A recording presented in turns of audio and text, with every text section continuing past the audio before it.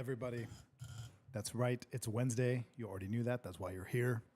All hanging out, all getting ready in the comments. I see already you guys are dropping it. Let's take a look here. If you guys were wondering why I was late, it's because I had to find my lighter. I couldn't find the lighter I meant to bring, but I found the next best thing, the old trusty lighter. Looks like an old, look at this lighter. Tell me this doesn't look like something some old like Armenian dude would have.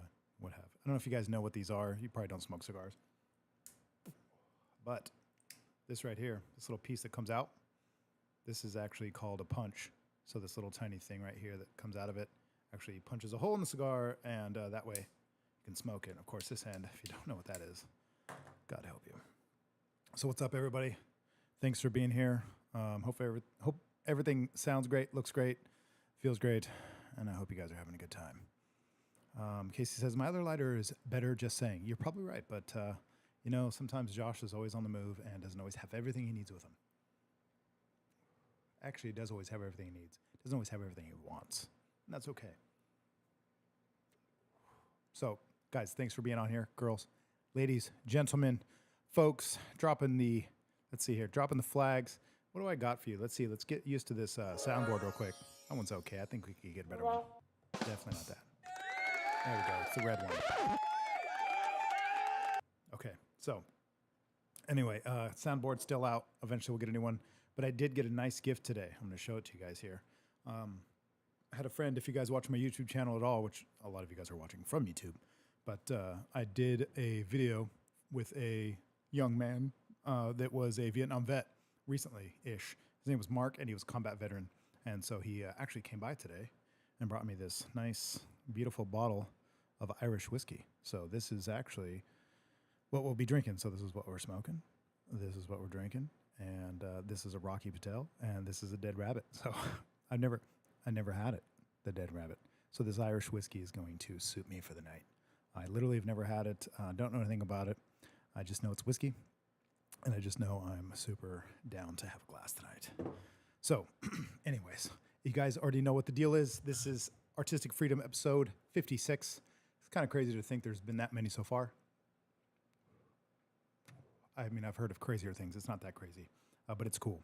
And I appreciate you guys for being with me tonight. You know what to do. Obviously, get in the comment section if you're not already. If you're watching, you're not in the comment section, I'll block you forever off all your social media accounts. And I'll find you in your emails and ruin it forever. So you need to be on here and you need to be commenting. If you're watching this, let us know where you're watching from. Are you watching from your couch? Are you watching from your home? Are you watching from work? Are you watching from the road? Where are you? What are you? Who are you? Casey says whiskey with an E.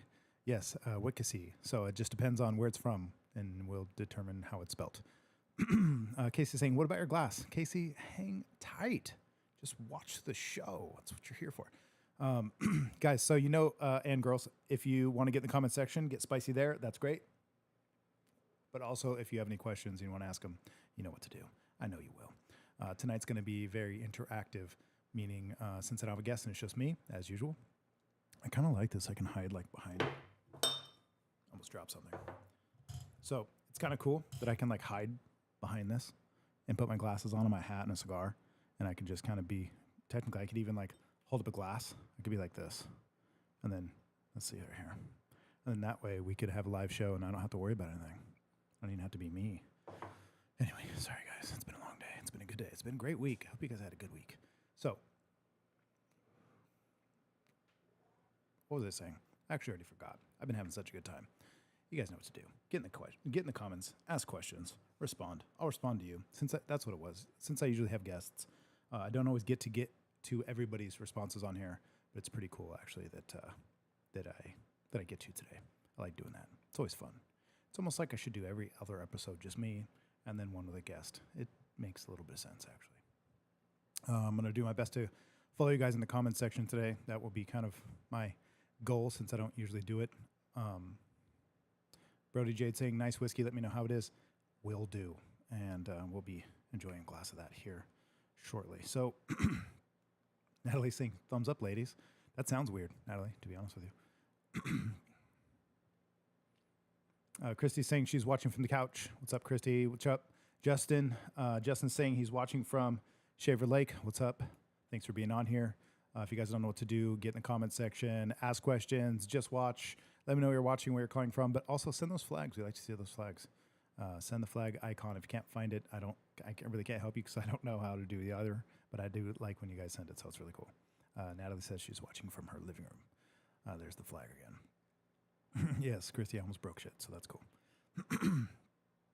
Kim says, don't hide your face, sir. That's the moneymaker. Okay, here we go. And we're back.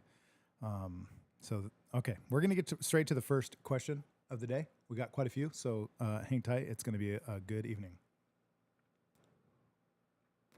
I got a question for you guys before I start getting into them, and then I'll read mine.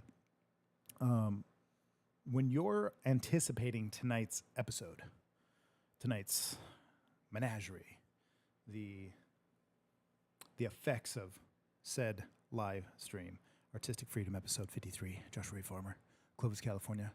What are you anticipating? What part of it? Is it just something to do? Is it something entertaining? Is it something distracting? Is it something informational? Is it all of the above? What is the thought process you guys have? What do you look forward to? Maybe I've asked this before, but I'm kind of trying to ask it in a new way, which is, what do you think about when the show's about to come on? You guys are going to log in. We're going to do this thing, and you're going to join me.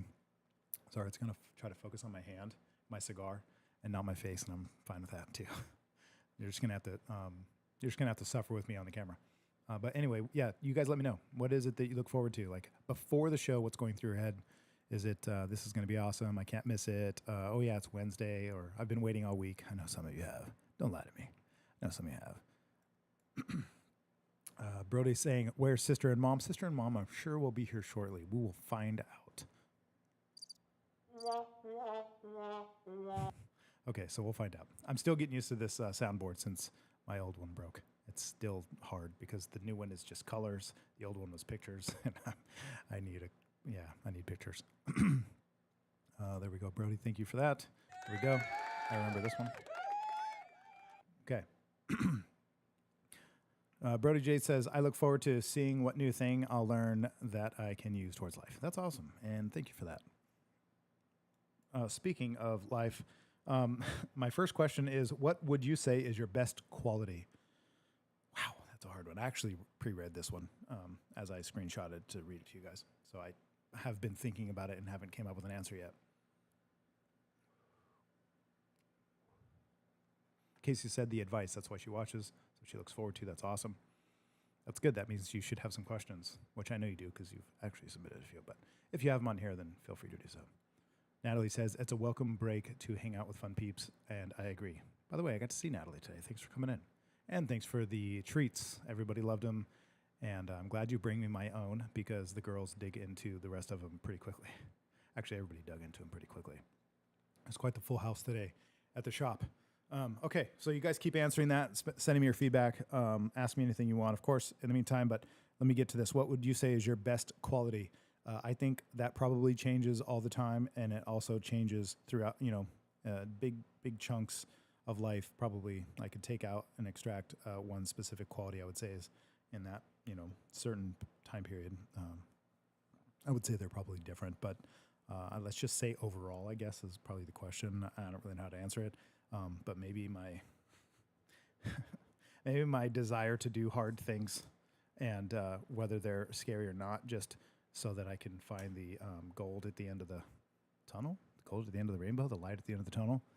That's my best quality, is that I don't shy away from things that are difficult. I usually move towards them, and that has helped me tremendously in my life.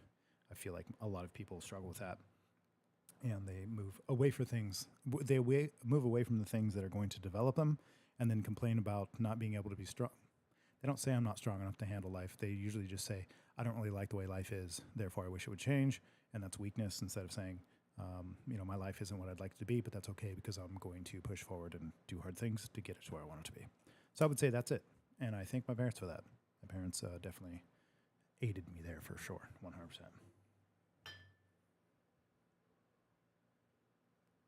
So if you guys are just jumping on, here's tonight's beverage, and thank you very much, Mark, for coming in the shop today and saying hello. This is a bribe. I shouldn't be telling you guys any of this because this is going to arm you, but this is a bribe. And I'll tell you what the bribe is for. Let's see this comments. Getting these comments here. Yeah, okay, so Christy says, I like the podcast. I look forward to it, and I can relate on a local level. There are other good, of course, but it's more down home, I guess. That awesome, Christy. Thank you. Casey said you're an inspiration that way, most definitely. In that way, most definitely. Oh, thank you. Landy's here. What's up, Landy? Yeah, let's do it. She's ready.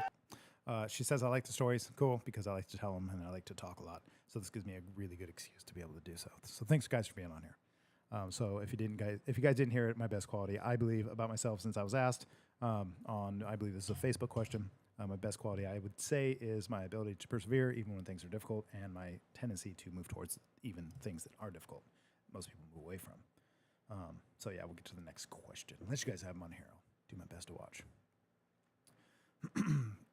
Natalie is always super kind.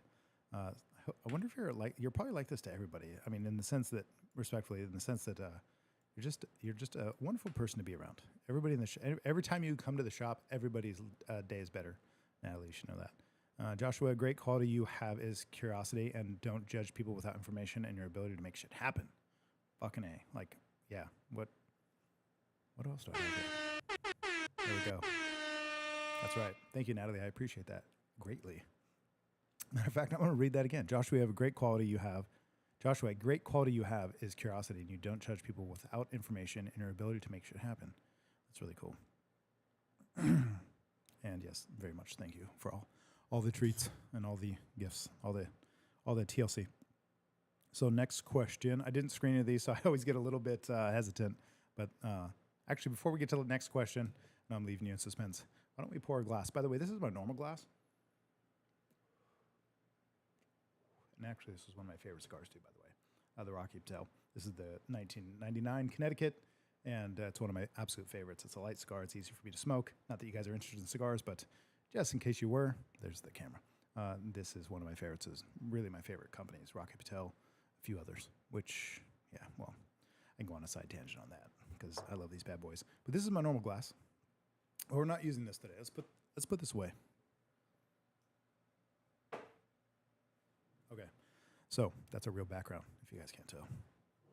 We're going to use this, and we're going to use this. This is the new glass. If you guys want to see the new glass, here you go. Actually, I feel like we should do this. There we go. Yeah, for dramatic effect. What? What's going on here? Is this for real? Getting smooth. Okay, so there's my new glass. That's what we're going to be drinking out of. Let's get this thing opened. This is Dead Rabbit Irish whiskey. It just looks like a good night. Looks like even though I'm drinking by myself, I'm not really. I'm drinking with you guys. Even if you're not drinking, you are my company. So thank you. Christy says chamomile and lavender tea tonight. Awesome. And by the way, Casey, thank you for the cup. You're awesome. Okay, here we go. Let's pour this glass. Let's open this bad boy. I probably should take this off first. This is exciting. Really look forward to trying this right now. This is a first. I've actually never had this before. So you guys are going to witness me enjoying this for the first time. Are you guys whiskey lovers out there? You guys dig this stuff? You hear that? Let me give that to you. I mean, how could you not be anti-whiskey lovers? So if you guys are whiskey lovers, what is your drink of choice if it's some sort of alcoholic beverage? I think this is the country boy, the southern boy in me. Thanks, Grandma, for that. Yeah, there we go. Let's not get too crazy.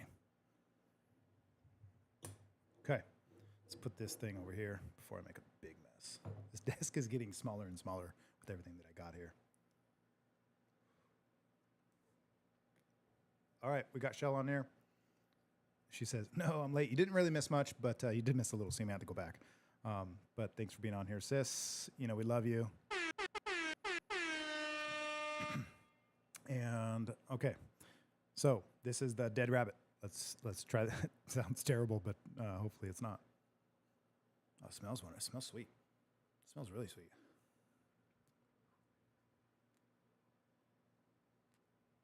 Let's try this out.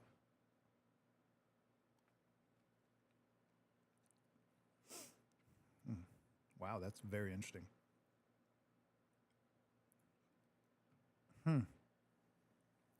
Interesting. That takes a lot of focus, actually. That's weird. Takes a lot of focus to be able to take that in and describe maybe what that is. It's almost like honey. Interesting. That's really good. It's pretty light.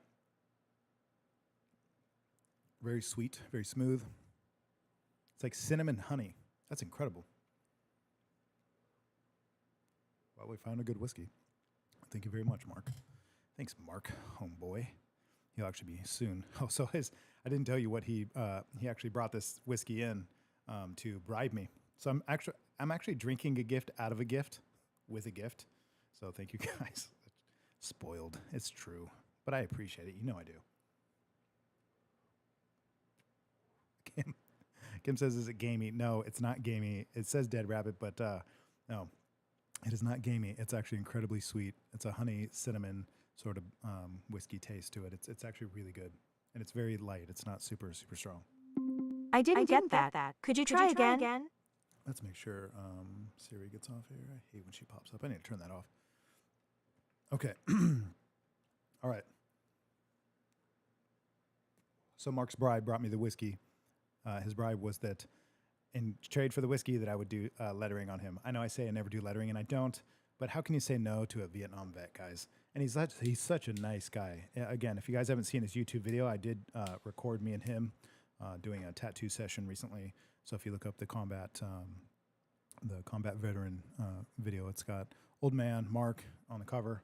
He's young. He's like late 60s, early 70s. He's awesome. And he brought me the whiskey because he wants a lettering next week when he comes in. And he knows I don't like lettering. So he brought me something to sweeten up the deal a little, right? Danbury, right? My AI is trying to co-host. I don't like it. Sorry, Landy. I apologize. Okay. So thank you for the bribe, Mark. Thank you for the glass. Thank you for the gifts. I appreciate them. It makes for a very fun night. And maybe that's my payment for doing these types of things. It maybe justifies. Oh, you can't even see it. This camera doesn't really show it, but justifies all. I don't even know if I can move that bad boy without some real strength. I'm going to break it. All this stuff that's necessary. It's kind of a cool angle. Let's do that. Justifies all the stuff that's necessary to get this show on the road. To get this road on the show, it takes a lot, and it's not cheap, but at least I'm able to do it, and I appreciate everybody's support, whether it's through cigars, whiskey, love and attention, affection, and or just get tattooed. Just come to the shop, get tattooed, and that's the way you support this. You know, sometimes I think about the show and like how it matters, like how it affects my business, because it does. And I think what it does is this thing's getting a little smoked, a little uneven. Let's fix it right now. I think a lot of you get familiar, not just obviously more familiar with me, and I get familiar with you, but I think it also brings a little attention to the shop and helps the girls to get exposure for new artists that are up and coming, so they can have they can reap some of the benefits too of your guys' participation. It does translate well, so we appreciate you guys for supporting us, supporting this, supporting the shop and the girls and me, and making everything possible. Because obviously, if nobody bought my tattoos and watched my show, then I would just look like a weirdo in here smoking and drinking by myself. And now you guys know what to do to bribe me, by the way. Okay, let's get back to, which camera is it? Camera 2? Hope I don't switch them wrong. Got all the cameras all switched up today. Man, this smells amazing. This is actually pretty incredible. Yeah, that's a good whiskey. Dead Rabbit. Let's do this. All right, next question is, how much of a person's personality, this is interesting. This is a good question. This is like, I guess, psychology sort of 101. It's very difficult. Is it something I'm even qualified to answer? But how much of a person's personality is up to them, and how much is just who they are? It's a good question. I would actually love to hear what you guys think, because this is a big deal. A lot of people, think that you're born the way you are, and some people think you're taught what to be who you are. And I think I actually think you err towards more. I think it's more genetics. So she's saying how much of a person's personality is up to them, and how much is just who they are.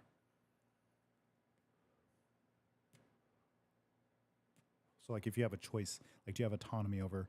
I don't think so. I don't think you can find. I think if you're not, there's things you can always work on. Characteristics can be like skills. Like you have the characteristics of being. I think someone can have the characteristic of being an introvert or an extrovert and learn the skill of being the other, or doing whatever they do best. Like if you're an introvert, maybe really important to prioritize your extroverted extracurricular, so that you're not, I guess, so that you're not shoved in a box. And then same with being extroverted. Extroverted people, there's some really extreme cases of both sides, and I think they really struggle with. I see it a lot. People struggle with finding time for themselves when they're too extroverted, and they don't spend enough time for them with themselves. They oftentimes spend a lot of time so distracted that they never get to discover really who they are because they forget about that part. Shell says, "Ooh, I love this question," and I'm with you. Let's see. Casey says she thinks it all depends on the outside influences that determine the overall personality. See, if it all depends on outside influences that determine the overall personality, I agree to a certain age. I think when you're a child, the research, a lot of times, everything that I've read about it shows, and being a parent and raising kids shows that by a certain age, you're pretty much who you're going to be by a certain age. For example, I've said a lot on here that you're essentially socialized by the age of 4. And if you haven't been socialized, it's pretty conclusive in psychology that if a child's not socialized well by 4, then that's about the level of socialization they'll ever reach.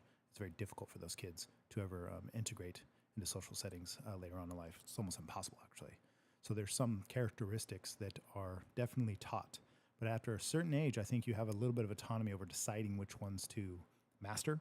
And I think if there's one to master that's any of them, it's to not be...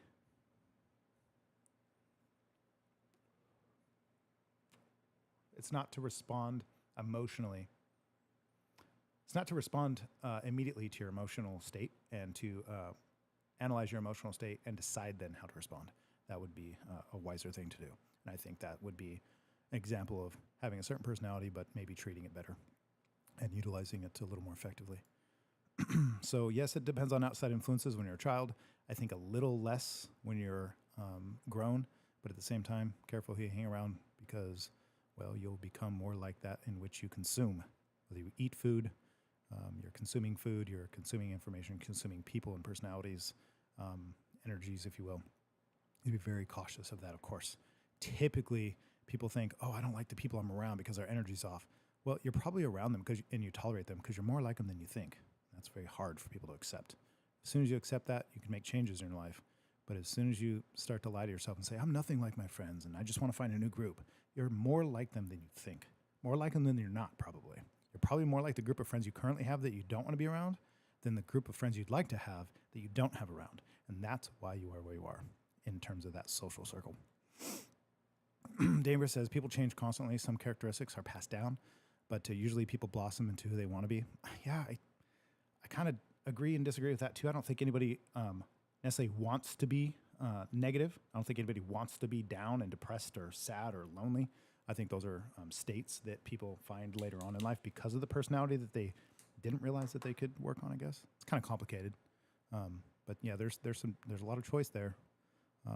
You are what you eat, mentally, physically, spiritually, so be careful.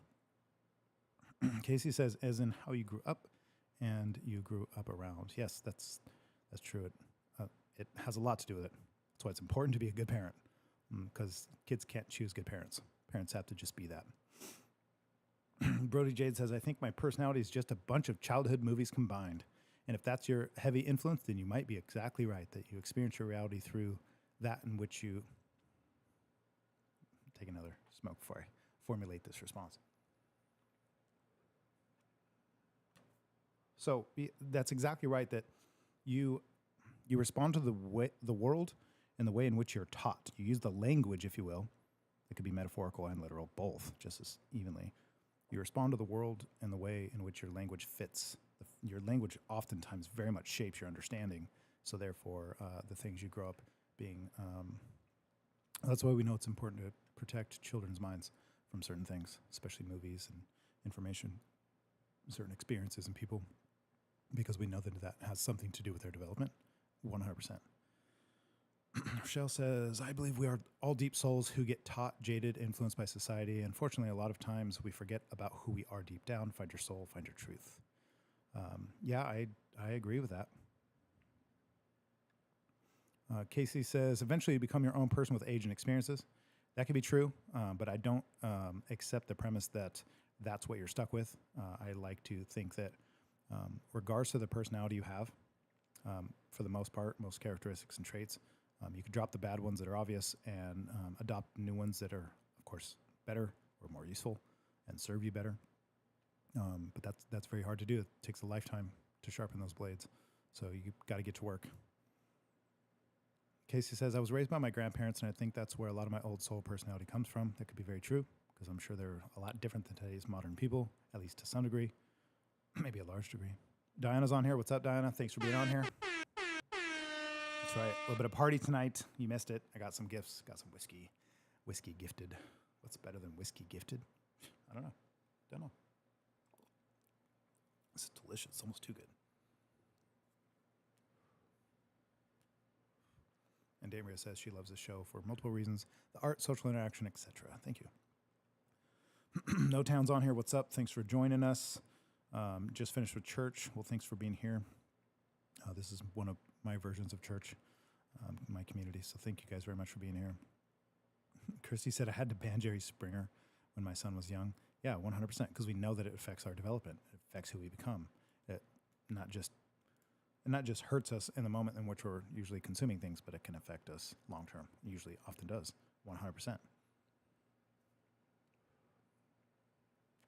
I think typical characteristics, to be honest with you, I think we're born with, or at least molded and shaped by, as well as born with by the young age, and then it's our decision to use them differently. If you grew up silly, goofy, and funny and outgoing, you're probably, unless traumatic events take place, you're probably going to be like that forever, or you're hiding it forever, and either way, it's still there.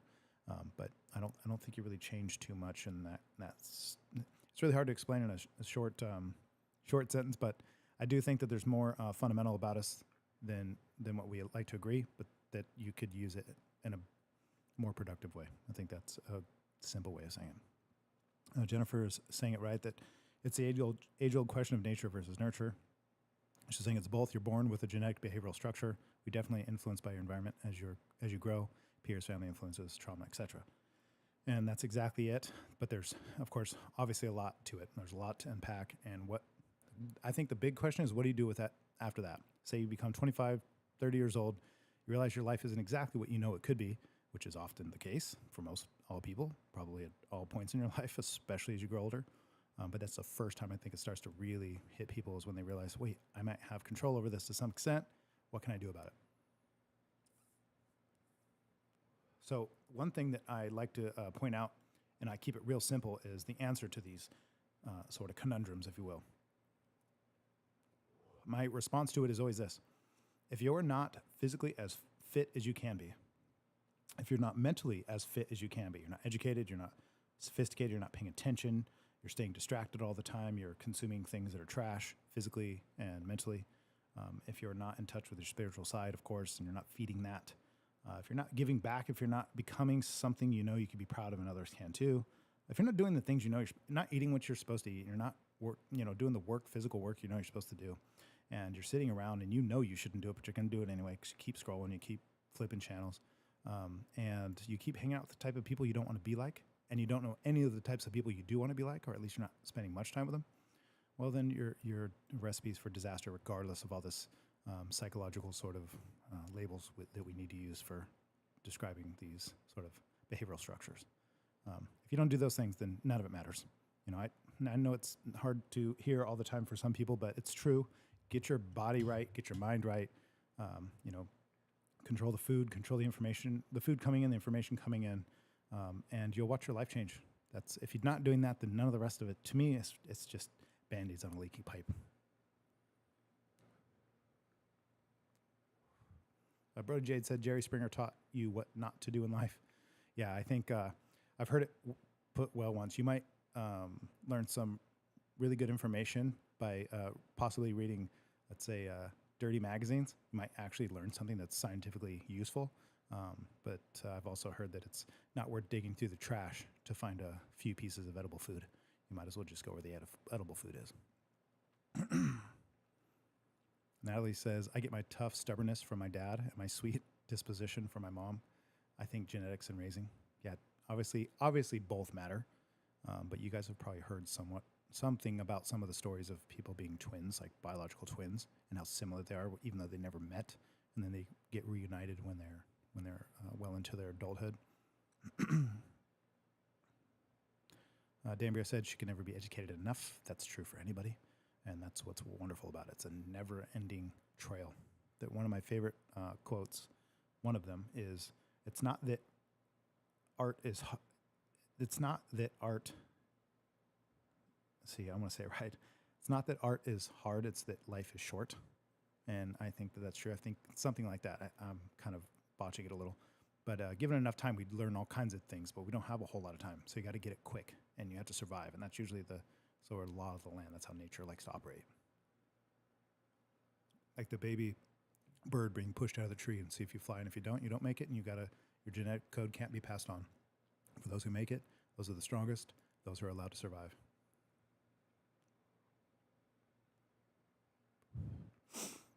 Okay, let's get to the next question. I like this one, though, by the way. So thanks for asking that one. This is weird. What is the dumbest thing you've seen someone do in person? Actually, I think that's a fun question. The very first thing that pops. What is the dumbest thing you've seen someone do in person? Wow. Okay. This is good stuff, guys. Thank you. Justin says, never stop learning or get left behind. Yeah, you got to constantly be pushing forward. Not so that you're necessarily trying to win some race, but so that you're always trying to become your best self. It's one of the gifts we're given if we're open to it, that we don't have to stop. In No Town, you got it right. If he doesn't learn something new every day, he feels like it's a wasted day. I think you have to put effort into learning something new, because it's not just about knowledge. A lot of people get that twisted too, that just by having new information matters. No, having new understanding matters. Information is a tool that you're supposed to use to get something done, and it's the getting something done that's the real education.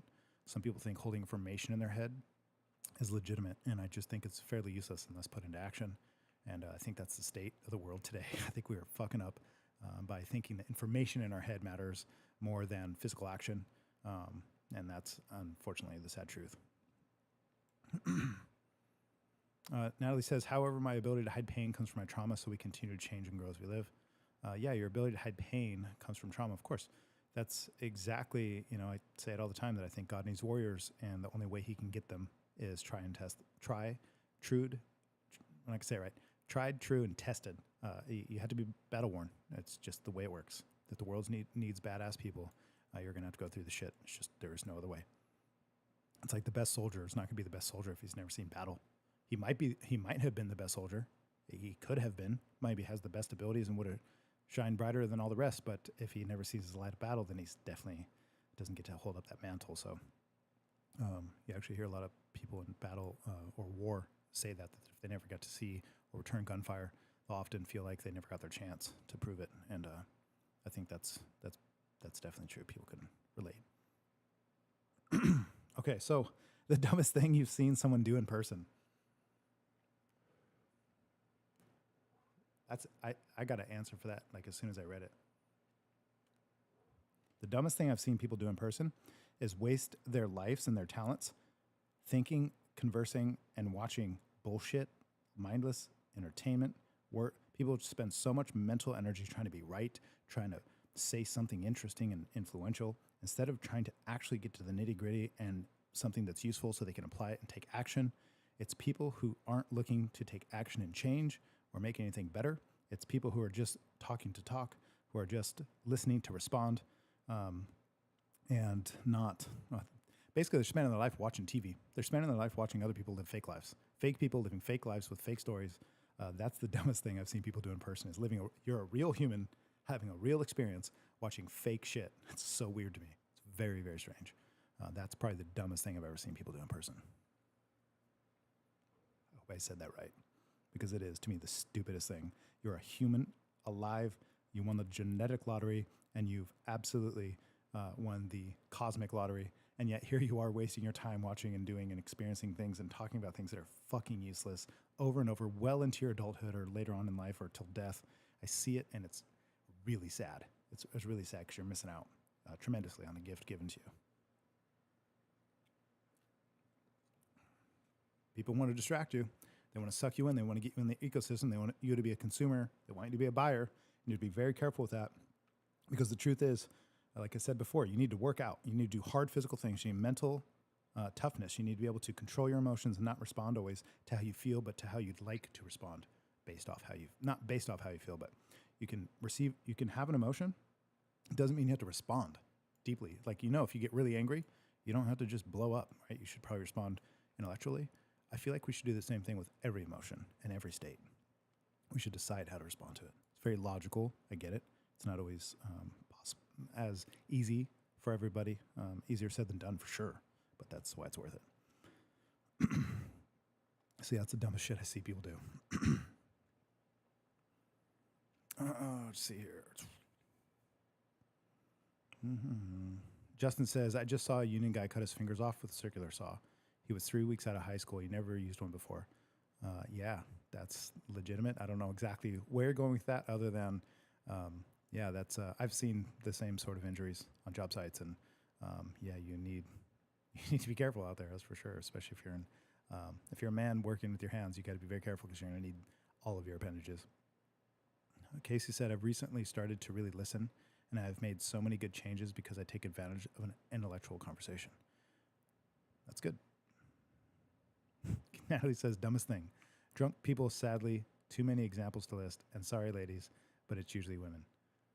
I will concur that very much so drunk people do really dumb shit. I just am not around them much anymore. I mean, I haven't been for a long time. I don't tolerate that. It's not welcome in my life for sure.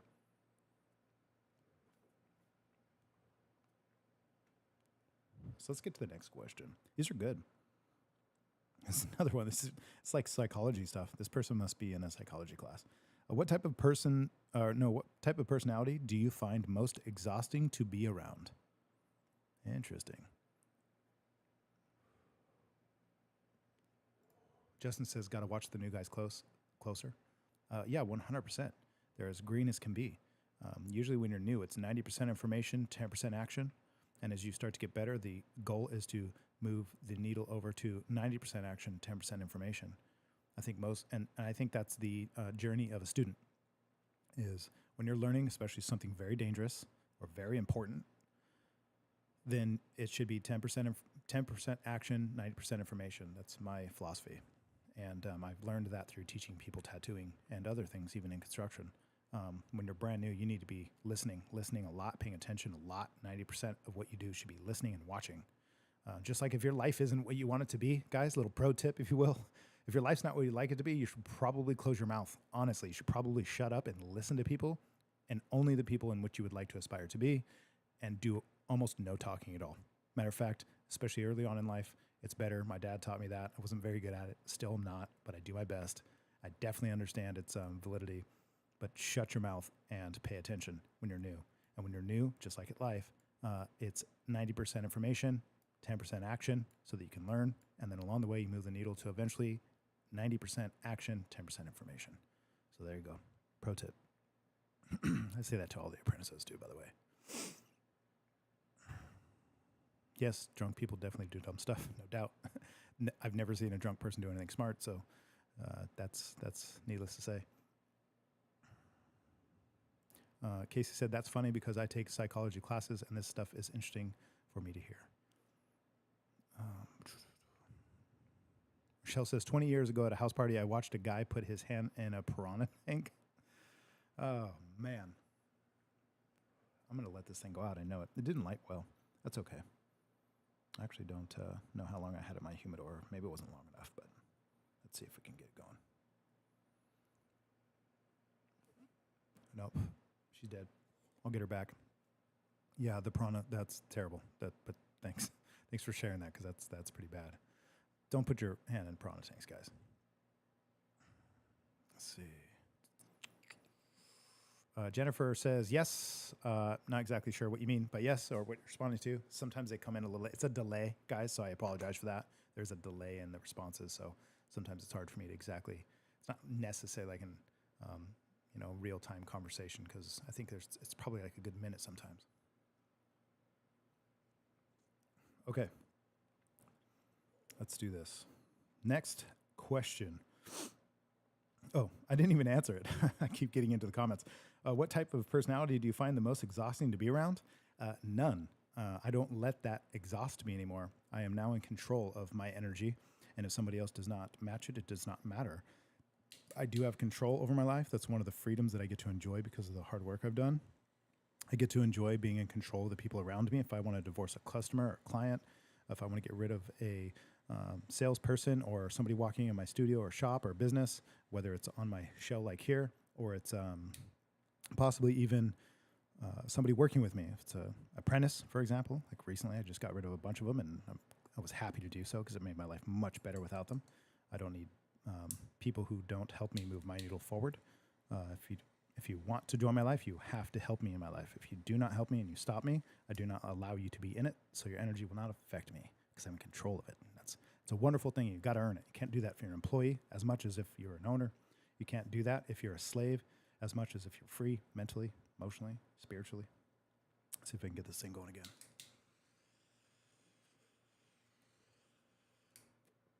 There we go. There she is. So, what type of personality do you find most exhausting to be around? None.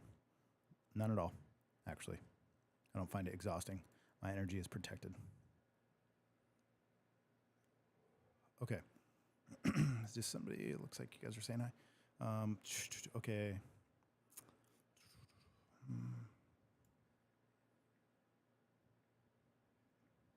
Oh, Jennifer said, you said people should shut up. LOL. Yes to that. I agree. And we all, if we find ourselves in a position where we're trying to learn something new, just definitely keep your mouth shut and open both your ears. You've heard the saying, you have two ears and one mouth for a reason, so that you can listen twice as much as you speak.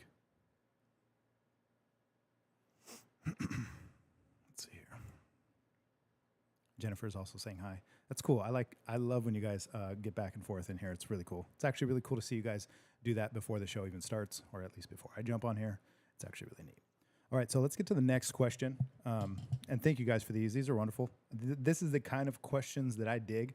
And in the future, like most of the people I've had on my show, or at least recently have, you guys have seen some of them. I got, like, for example, Robert recently, Jeremy that was here last time, and some of the other people. We want to get them back on and do just basically this, just a sort of conversation back and forth through the comments instead of always doing interview type stuff, although that's awesome. It's also cool to give them a chance to interact with you guys because it is a lot of fun. And, you know, I know they'll enjoy it and you guys will enjoy it too. So in the future, we'll definitely be bringing that to the table. Rochelle says, my energy is protected. She wants that on her shirt. Yep, put it on a shirt, put it on your forehead, wear it around, adopt it, and protect it. Because that's when you're in control.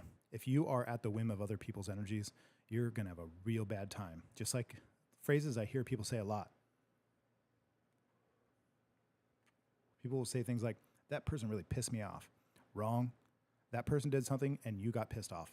Who did the pissing off part? Yourself, not them. That gives you control, puts a ball in your court, and now you have a game to play. But if it's always at the whim of somebody else, you're screwed because somebody else will always do something in which doesn't line up with your life or suit you. So therefore, you will always be at their mercy, and that is not good. Okay. Okay, another good question. I wonder who this is. I don't think I can see it. The icons are too small. This is interesting. This question is coming from Facebook and asks, are you intimidated by women? Intimidated by women. Interesting. Intimidated. Have I been intimidated before in life? I've been intimidated when I was younger, for sure. Intimidated by something. I don't really get intimidated too much, I don't think. Like a big mountain intimidates me, and I still go for it. So whether I'm intimidated or not, it doesn't really necessarily stop me. It kind of pushes me. But she's asking, are you ever intimidated by women? Sorry, I was thinking out loud. You guys don't mind. This is my show. I'll do what I want. Are you ever intimidated by women? I'd have to say no. Intimidated by women? Not at all. Interesting question. I don't have much else for you than that, actually. I've been attacked by women before, especially growing up. And it wasn't intimidating. It was just absolutely annoying and obnoxious. It's happened to me twice, actually. Got jumped by a couple girls randomly out of nowhere for no reason. Didn't know who they were. And Chantel, if you're still out there, she ended up becoming a friend for some reason. I think because everybody liked to get high and she always had the weed. And all the friends I hung around, Danny, if you're ever watching this, you know. Anyway, that chick was crazy. And we were kids, so she probably had some serious issues, obviously. Michelle says, introductions before the nitty gritty. Okay, so have I ever been intimidated by women? Maybe when I was younger, I'm not sure, but definitely not anymore. I don't know why they would intimidate me. I do know a lot of men that are intimidated by women. That's something I can say. I've heard men directly say things like, well, I heard men literally say, I can't date this girl because I've hooked people up before with what I thought would be a good match, and they've came back to me and said, man, I can't date her. She's intimidating. And the reasons usually are because they outperform the male in physically, emotionally, financially, some sort of way. Like if they're bigger or taller or can lift more. So yeah, that's not for me, but I do know guys that are intimidated by women. Well into their older ages too, they'll say the same. They'll admit it. They've told me, man, she intimidates me. I've actually heard it often, but so good question, but not for me. If anybody knows me, they probably already know that's obvious. But still, thanks for asking. Okay, we'll get to the next two from Facebook till we get to Instagram. But first, let me make sure I'm not missing any of you guys on here. Rochelle says, it's got to be a pretty special lady to intimidate my brother. Yeah, I think maybe instead of using the word intimidate, I definitely get, I don't want to say shy, but I get bashful to a degree because I respect women greatly. And when I like somebody or interested in somebody or there's a quality about them that I respect, I definitely get put in my place to the sense that I have to kind of take inventory of like, I don't know, I guess, what am I thinking? What are my intentions? Like I just asked my son this last night. I said, one of the problems is with dating a young girl who doesn't have a father in her life is that you're going to get away with taking advantage of her even if you don't realize it. And I know that sounds extreme, but what I meant was if you're a young man dating a girl who didn't grow up with a father, the problem is that you're not going to have to face a man once taking her hand or taking her to a date or hanging out with her after school or spending time alone with her somewhere private, regardless of your age. That one of the problems is that you're not going to have a man come up to you and say, hey, what are your intentions with my daughter? What are your intentions with this woman? What are your intentions with my family that you're messing around with here? How can you answer that? And me and my son were talking about it, and I asked him. My son's a very, very smart guy, very caring, very genuine guy. Thank goodness. A wonderful kid and wonderful young man. And his response was exactly what I expected. I said, okay, what would you say if I came to you and I was, a girl's father and I asked you, what are your intentions with my daughter? What would you say? If you want to hang out with her, what are your intentions? He was quite dumbfounded. And I think it really planted a seed in his head to really think through that kind of stuff because the intention should be clear and honest is the real big issue, is being honest so that we all know what game we're playing here. Okay. So yes, Rochelle, thanks for saying that. Casey's saying, Josh, when do you truly feel alive? Man, all the fucking time. All the time. If you guys are all on here watching this, whether it's live or later on, do me a favor and go on Google and look up a emotional frequency chart. That might be the best way. Maybe it's called something else, but I think it'll come up. It very much looks like a rainbow.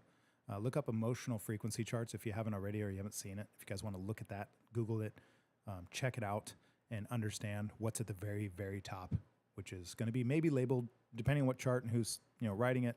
There's a state of frequencies in which you can experience like the bottom.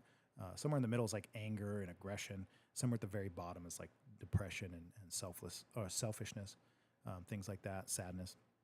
And at the very top, you're going to have things like love. Even in the middle is kind of a low frequency emotion, which is desire. Anyway, look at the chart, and I know what's at the top, but go ahead and look at it and see what is the highest level at that chart. If you were to guess what it was, it'd be interesting before you look it up what you think it would be. What is the highest frequency in terms of emotions? What's the highest state you can reach emotionally?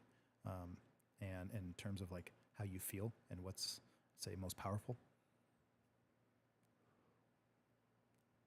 So Casey's asking me, when do you feel truly alive?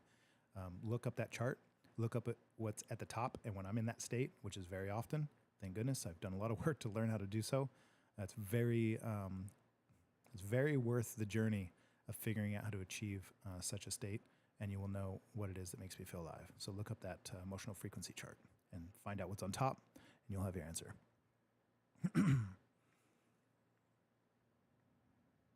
Brody says, he's such an amazing young man, such a gentleman. You are right. Thank you for that. Casey says, sadly, I fell into that category without a father's guidance. It's challenging. And that's exactly right. And the problem is, without a father around, is you're not going to have that man that's going to be able to find the men in your life and say, hey, what is it that your plans are here? Like, put you on the spot and make sure that you're weeding out the weak. It's very difficult to do on your own. And it makes a woman quite tougher than maybe she was intending to be. And she has to learn a lot on her own the hard way. It's very, very challenging for sure. Okay, so next question. You guys are getting all psychological on me. This is cool. I dig it. I see what you're getting out of this. I see what you're getting out of this show. Jennifer's getting it right. Let's give her a nice little round of applause.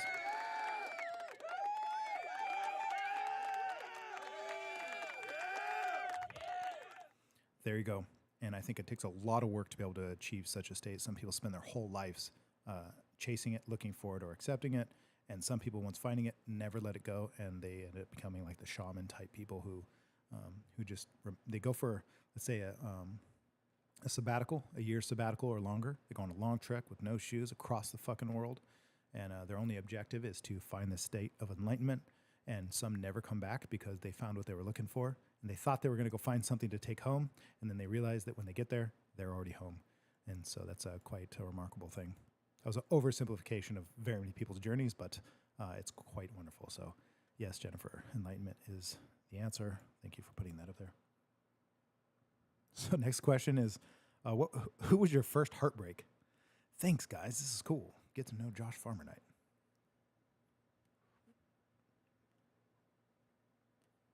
Casey says, what do you spend the most time thinking about? So we'll get to that in a second. First, who was your first heartbreak? Mom. My mother. She's not on here right now. I kind of wish she was. Mom, if you're watching and you haven't jumped in yet, I don't know why you haven't. You always do. Maybe you're not watching. But Rochelle, if you see her or I'll message her later, just tell her. Tell her I was talking about her. She's usually on here and it's really fun. By the way, one thing I think about a lot is, why can't I keep these things lit?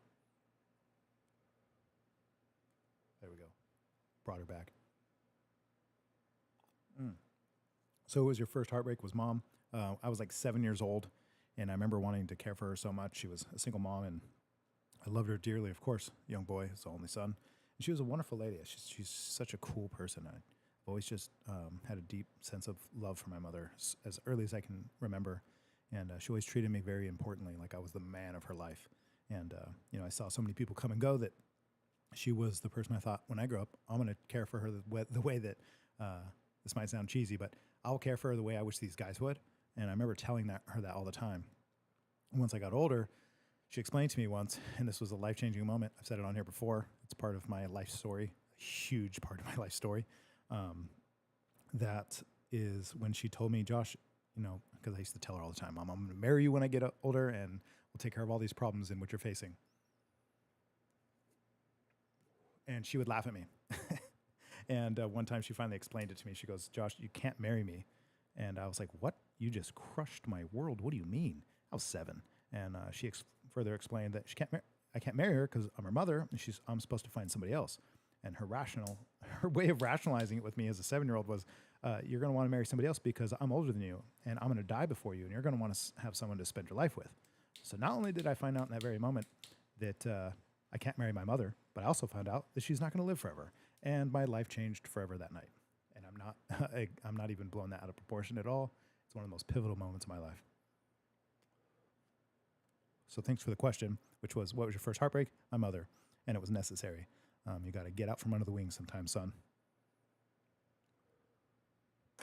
I mean, I was really devastated. I really was. But I remember going to bed that night and I had an epiphany. Well, if it's not my mom that I have all this love for to give in the future, if you're just jumping on here and you guys don't know the context of this, might sound weird, but I remember thinking if it's not my mom that I'm supposed to spend the rest of my life with and care for and love and do everything for, which technically it still is, and it's still part of my life, but it's to find somebody else. I remember like dreaming that night about, man, there must be somebody else out there. Who is it? And so that was the beginning of romantic Josh. And I would dream about that often, actually, as I got older. So that was my first heartbreak. Thanks for asking.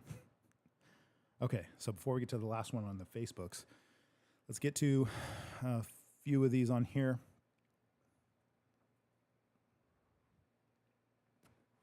Mo, thanks for being on here. See you soon, Mo. We're going to party. That's right. We're going to do it. That's right. I'll see you soon. So, Mo, hang tight. We're going to have a good time. Tell Tay I'm on my way in like 48 hours. Okay, anyway. She's saying my guess was inspiration, but enlightenment. Nice. Yeah, inspiration is cool. I think it's a lower frequency, if you ask me, to be inspired. At least quite a bit lower than enlightenment. I could be wrong. Inspiration's good, but it's fleeting. It's like happiness. It's so temporary. It's so in the moment, and it's so infrequent. But Casey asked a few questions ago, what do you spend the most time thinking about? That's very interesting. Humans, the relationship between men and women, and how we best suit and fit ourselves here on this planet, whether it's the relationships we have between each other or the relationship we individually have as men or women with the outside world and what that means, what it looks like, and what's the most optimal position. And I think about that more than any other thing. Whether I'm a father, whether I'm a business person, whether I'm on here chatting with you guys and girls, that's what I spend most of my time thinking about and most of my time talking about. Michelle's saying, she says, oh, I remember. Speaking of my childhood experiences, of course you were there. Okay.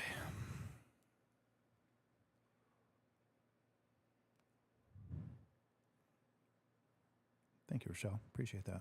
Trying to read all these as I go. So if you guys just catch me staring off, you probably just assume that's what I'm doing. Enjoying my whiskey, cigar, and comments. Casey, that's cool. I think a mother is always a son's first love. And then he's to realize one day it's time to leave the nest and now apply those feelings, because that's what a mom teaches a boy, is how to love. And then he takes those emotions and applies them elsewhere in life. That's the journey of a young man. Heidi, thanks for being on here. She's saying, all life lessons.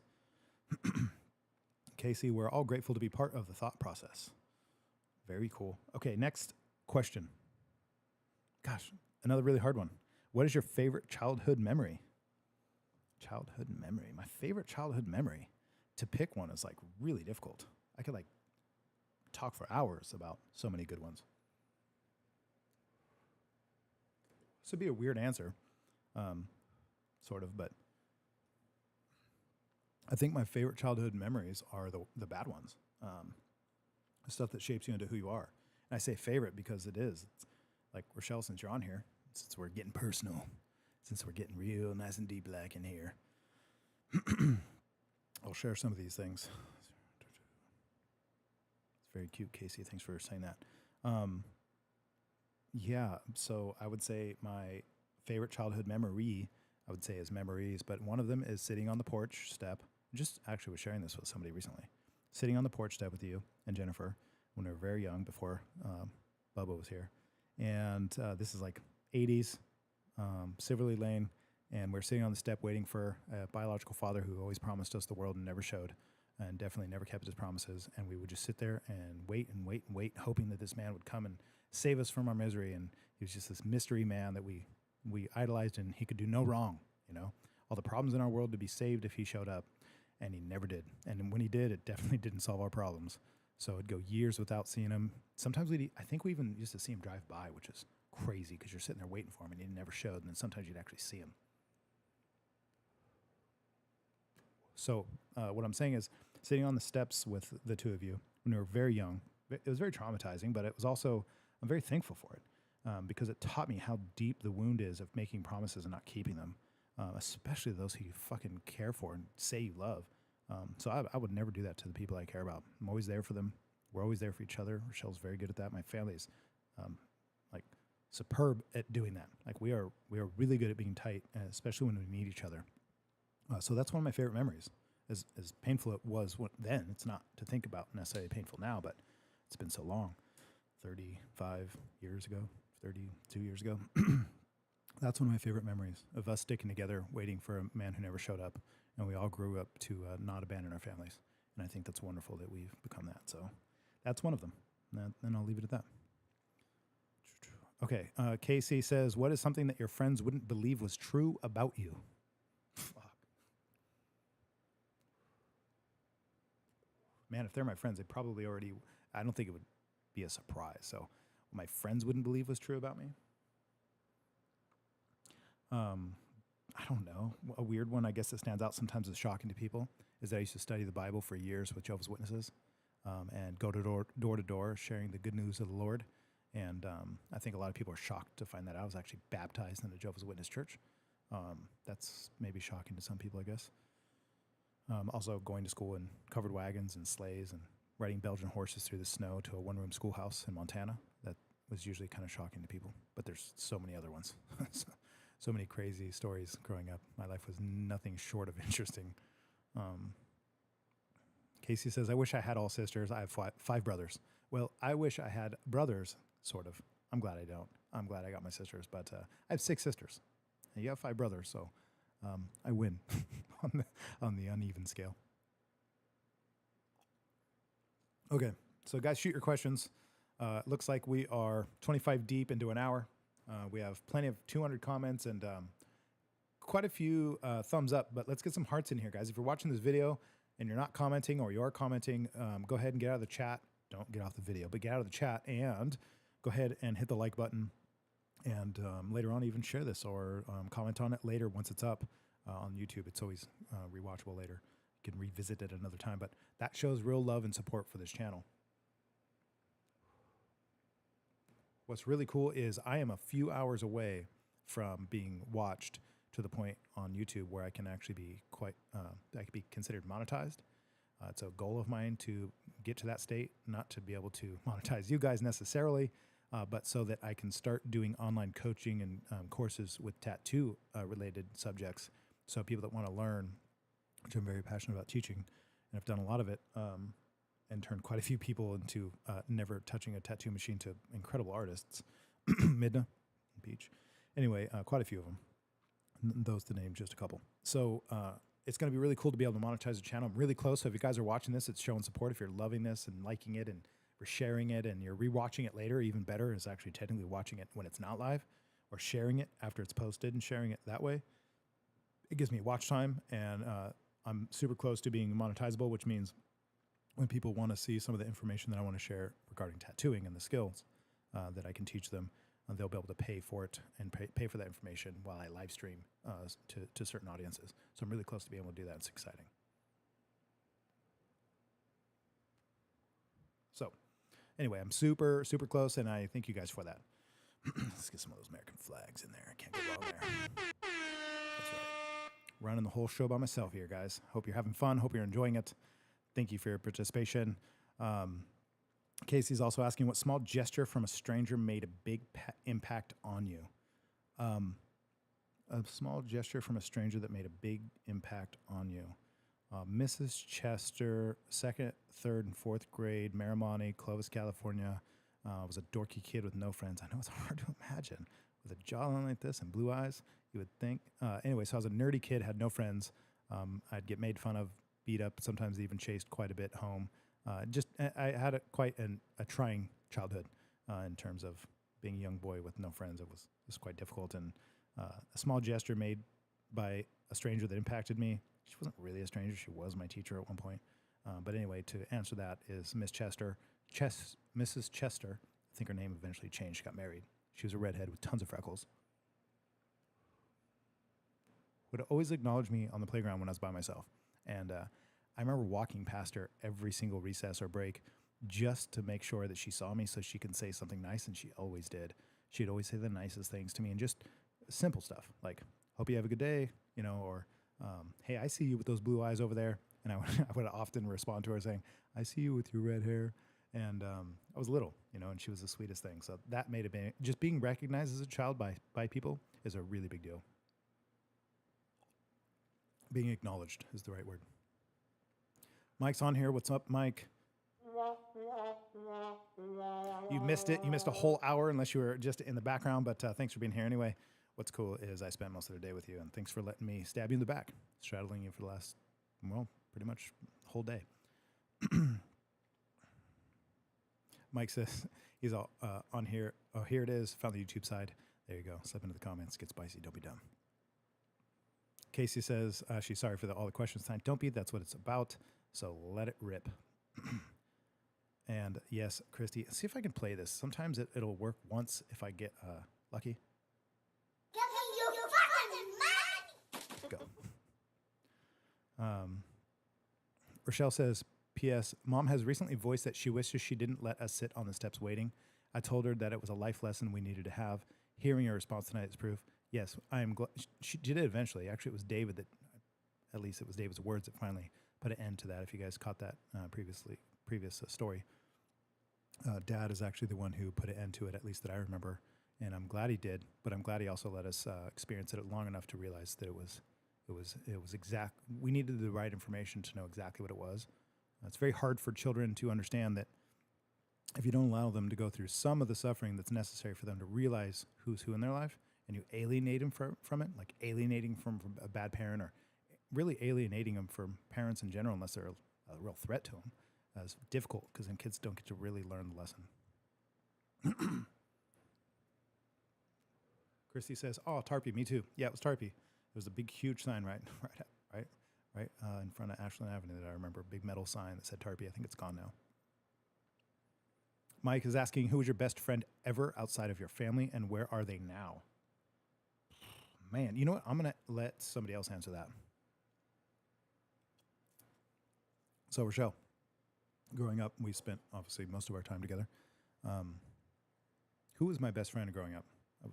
What would you say was my best friend? And you don't get to pick you. That's a little too obvious. But who was outside of family, like he's saying? Oh, yeah, I did literally say outside your family. And where are they now? So who would you say was my best friend growing up? I'd just like to see what your thoughts were on that before I answer.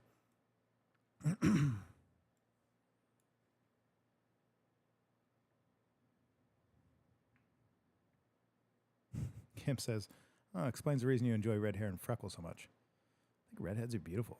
I do. No doubt.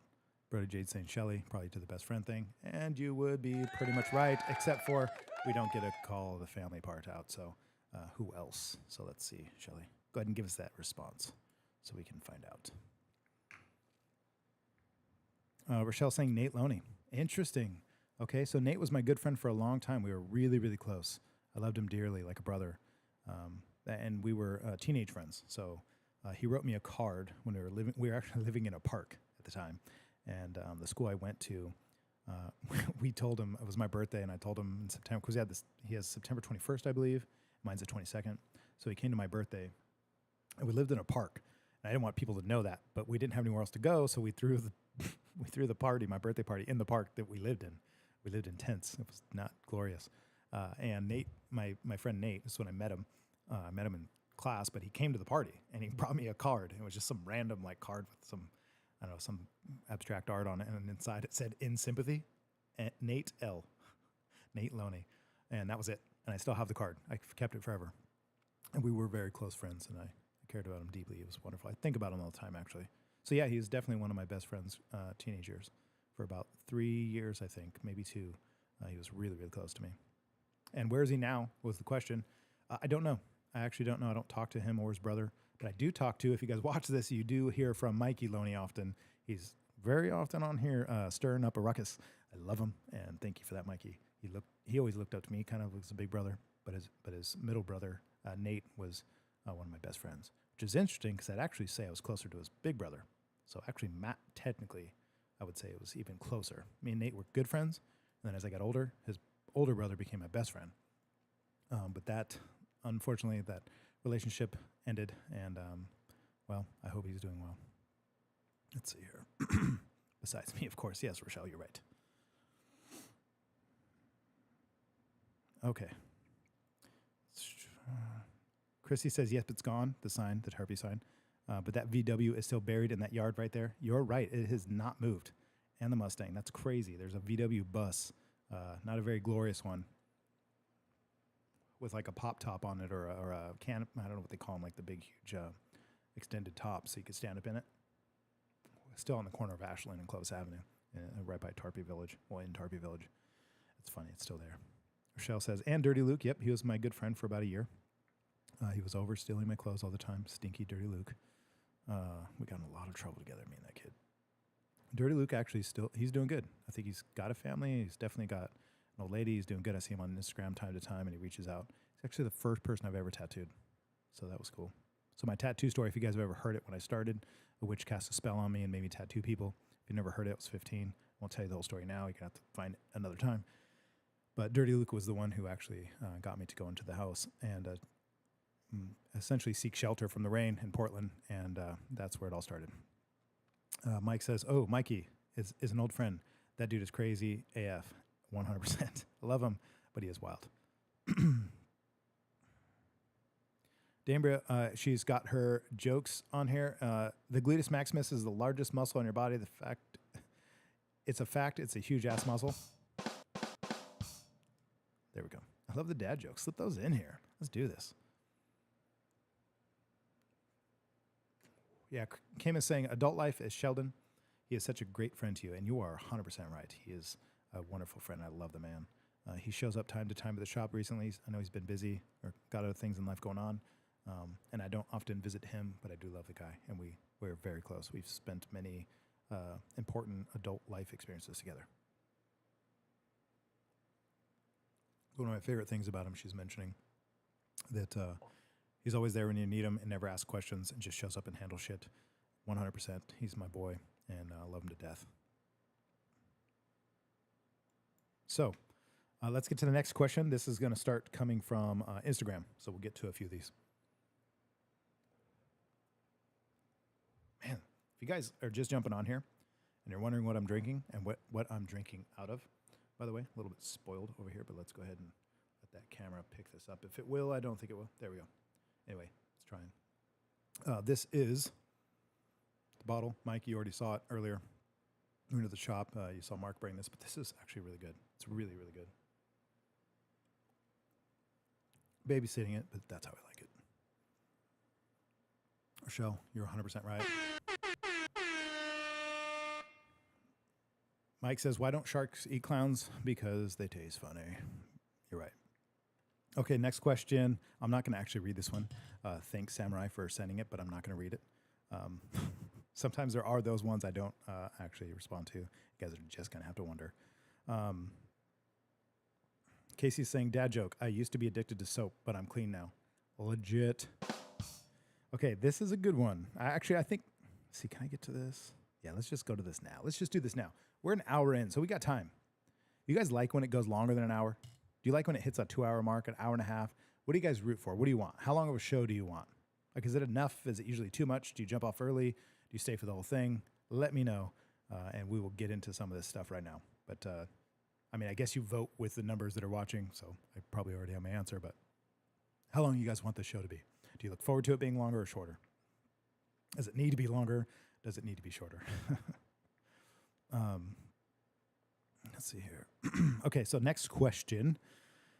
This is a good one. This is loaded. She promised me she was going to ask this today. I kind of asked her to ask this. She proposed the question earlier, and I said that would be a good one. So we're going to get to it. Before we get to it, you guys, let me know how long you think this should go and what you look forward to. Christy, I'm not going to read Sam's cue. She's just going to have to suffer, and so will you. I like when you guys get in the comments like this. It's funny. But you guys, just let me know what time frame you guys enjoy on here. Give me a 3-minute break. I'm going to relight this cigar. I'm going to grab something, a refreshment. You guys do the same. We're going to go maybe a little long tonight. Not super long, but a little longer. And you guys let me know what your answer is to that question. And I'll be back in just a few minutes. Stay tuned. Don't go anywhere. Don't be dumb. And yeah, stay tuned. I'll be right back.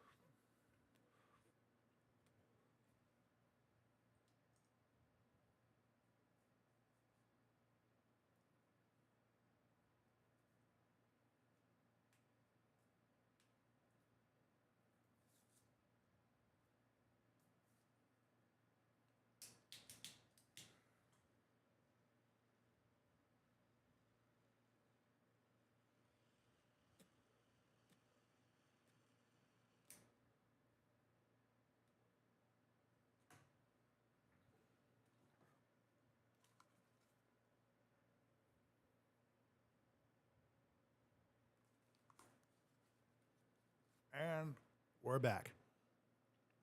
You guys stayed put. Thank you. Pour myself a nice glass of a little extra of that elixir. No, I didn't exactly finish my whiskey. I do babysit it. I'm very careful with my alcohol, although I love it. I do drink it because I enjoy it. I don't drink it necessarily because I like to necessarily get drunk. I haven't been drunk in years, but not to explain, but just to show that I do drink responsibly, and I don't necessarily like people think, oh, you drink whiskey, let's have a shot. I don't have shots. I have glasses time to time. Sometimes I even finish them. But now I'm doing my favorite drink. If you guys know what it is, you can take a wild guess. It's actually kind of obvious, at least what it is, but what kind is it? Okay. You guys got in the comment section, as always. I can't go back to all of them. Landy, yes, break time, thank you. Glad you're still on here. Guys, thanks for still staying put and for joining me. Let's see here.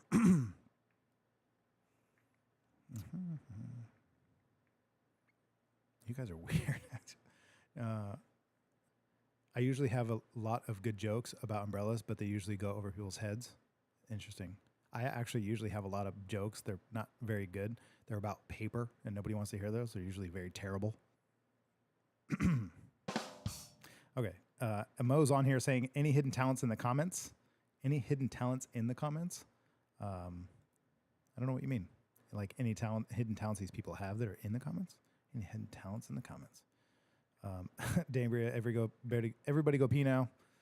Yeah, glad. I should probably always give you guys this break. That's for sure. Let's see here. Kim, I make great meatloaf. Fucking A, let's go. I love me some meatloaf. Nothing like leftover meatloaf sandwiches. A couple slices on some wheat bread. What is up? Rye, maybe even. And Mo's right. Kim, you make great everything. No doubt. There we go. Okay. Let's see here. You guys like the food, huh? This is awesome. We should have a cookout. Yeah, one day in the works. We're going to do a nice little wine and whiskey night, but I think a cookout would actually be just as good.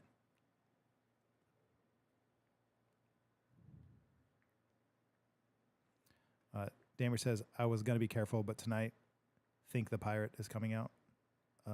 Wait, what? I'm not sure.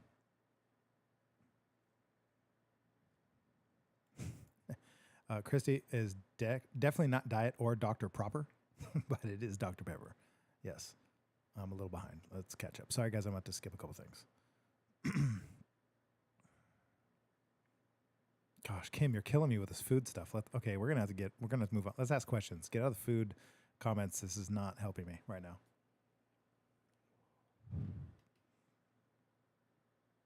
Yes, and Dambria, you're 100% right about that. No doubt. Okay, next question. Let's get to this. This is the good question. This is why I took a break, poured myself a little bit of this wobbly pop. It's actually just pop. You Oregonians out there, got me some pop. You Californians, I'm not sure if you realize this, but that's what they call it there. Up north, up in the Pacific Northwest. They don't have an accent, but they don't say hella, but they do call it pop. Okay, next question is conspiracy theory or true?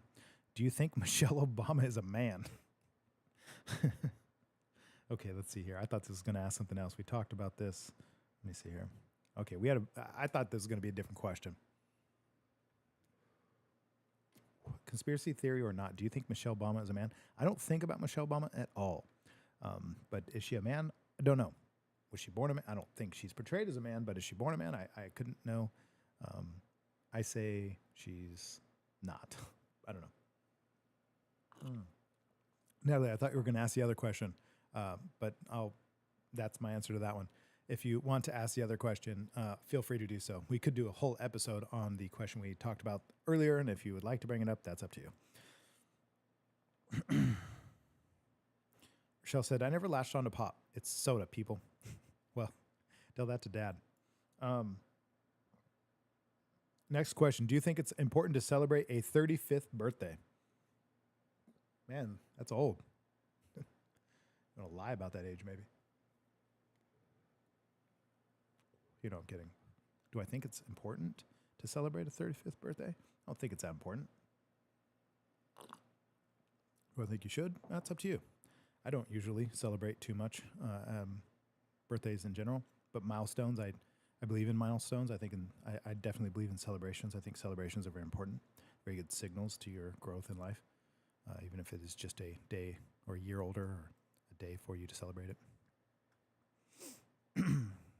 Okay, so question is, do you think it's important to celebrate a 35th birthday? I think it's important to celebrate things that help you to receive the signal that in life you are moving towards where you'd like to be. And if being 35 is monumental to you, then I definitely think you should celebrate it. I know a lot of people's answer is, of course, girl, you celebrate that birthday. 35, hoorah, good for you. Fine, do what you will. But my opinion is, I think it's definitely, like, I celebrated my 40th by climbing a mountain with a sword and a kilt. And I do think it's important to do things like that symbolically.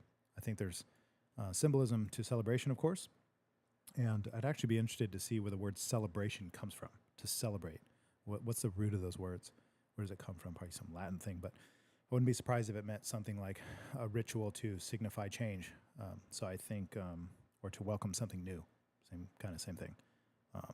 I think it's important. Rituals are very, very important. Not just daily, but I think regular rituals to help your life to move forward. Rochelle's got it right. Gabriel says, yes, 35, definitely. That's officially middle-aged. Shit. So I'm old. 40 is old, huh? I'm totally down with that. I'm just asking. Let's see. Mike says, I do. I heard the dude who testified he couldn't... what? I can't even... Okay, so Mike's thinking that Michelle's a cross-dresser. Totally fine with that. The legend's on here. The legend. Is this the legend? Is this? Wait, who is this? Who is this the legend? Is this a new handle? Is this a new person? Who are you? Reveal yourself. Identify yourself. What's your favorite disgusting sandwich? As in good? It's very confusing. That's very like oxymoron. What's your favorite disgusting sandwich? Egg salad sandwiches. Duh. Mm-hmm. Casey's saying I'm becoming more fond of alone time on my birthdays. I think as you get older, it's less of a deal. But for some people they keep it for sure. They rock and roll with those birthdays. Natalie's saying totally a dude.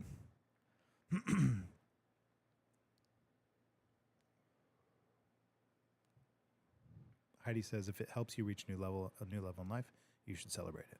I agree. Celebrations are very important. Most of the world celebrates things differently, of course, and I think there's quality. There's definitely value in recognizing that celebration is like a coming of age thing. There's lots of reasons why celebrating is important, whether it's your birthday or turning a certain age, or it's a quinceañera or some sort of coming to adulthood moment. Instead of just being 21 and being able to drink or buy cigarettes, those are all sort of traditions. But I think to actually celebrate things in life, whether it's your birthday or not, is very important, actually. I think it's more important. I hated it growing up, for sure. I think for other reasons. It was always just a reminder that we were fucking poor. So I hated birthdays. Although my mom always made my younger birthdays very good. As I get older, it's kind of like, yeah, well, you're 15 now. Tough it up. Here's a drawing pad. Nope. I appreciate them, but it just got less and less celebratory. So, yeah. Danbury is asking a really good question. I'd like to elaborate on this a little bit. Letitia is saying, and Letitia, thanks for being on here. Being old is an accomplishment. I would say getting older is, well, it's a blessing. Maybe an accomplishment for some people. Some people, no doubt, deal with quite adversity to be able to grow older. Some of us just got lucky. And I would say that growing old and not being bitter and being able to live your life more and more every day closer to how you decide is an accomplishment for sure. Okay, some good questions. All right, this is a good one. Danbury is asking, the big question is, what do females do for middle age crisis? Men get cars, bikes, etc. But what do us women do? First, I will inject my thoughts into this, which is I don't believe in a middle-age crisis. I don't think a midlife crisis is a real thing. I think for some people, divorces happen a lot in the midlife sort of era, and so people will call it a crisis, and then they turn to different things. I don't look at it that way. I think it's a sad way to look at allowing people. I was talking about this in one of our last sessions, actually. I think a couple episodes ago, the last solo one I did. So I'm gonna inject some of my thoughts into this real quick.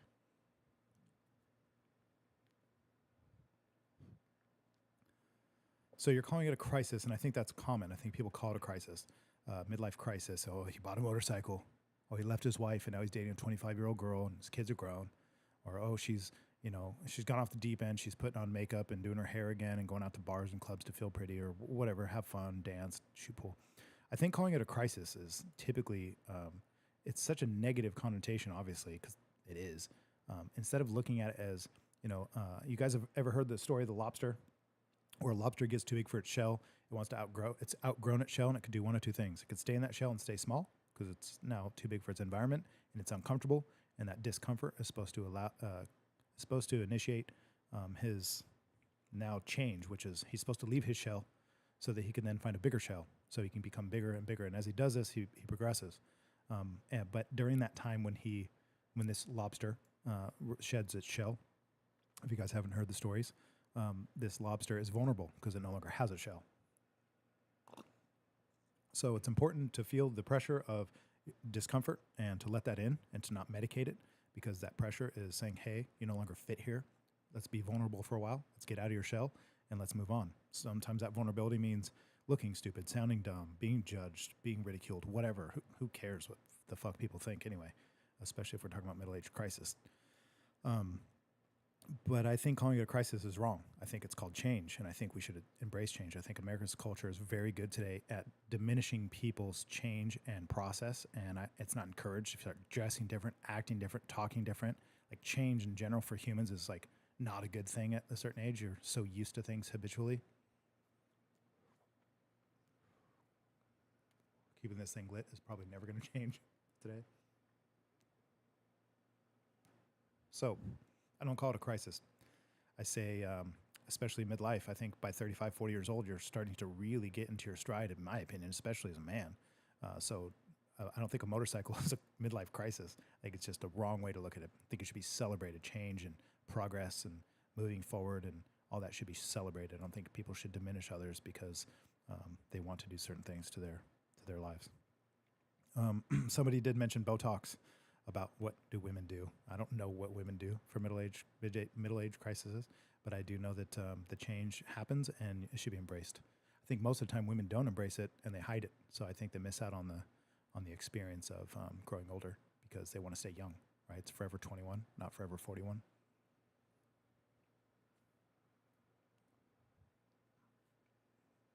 Let's see here.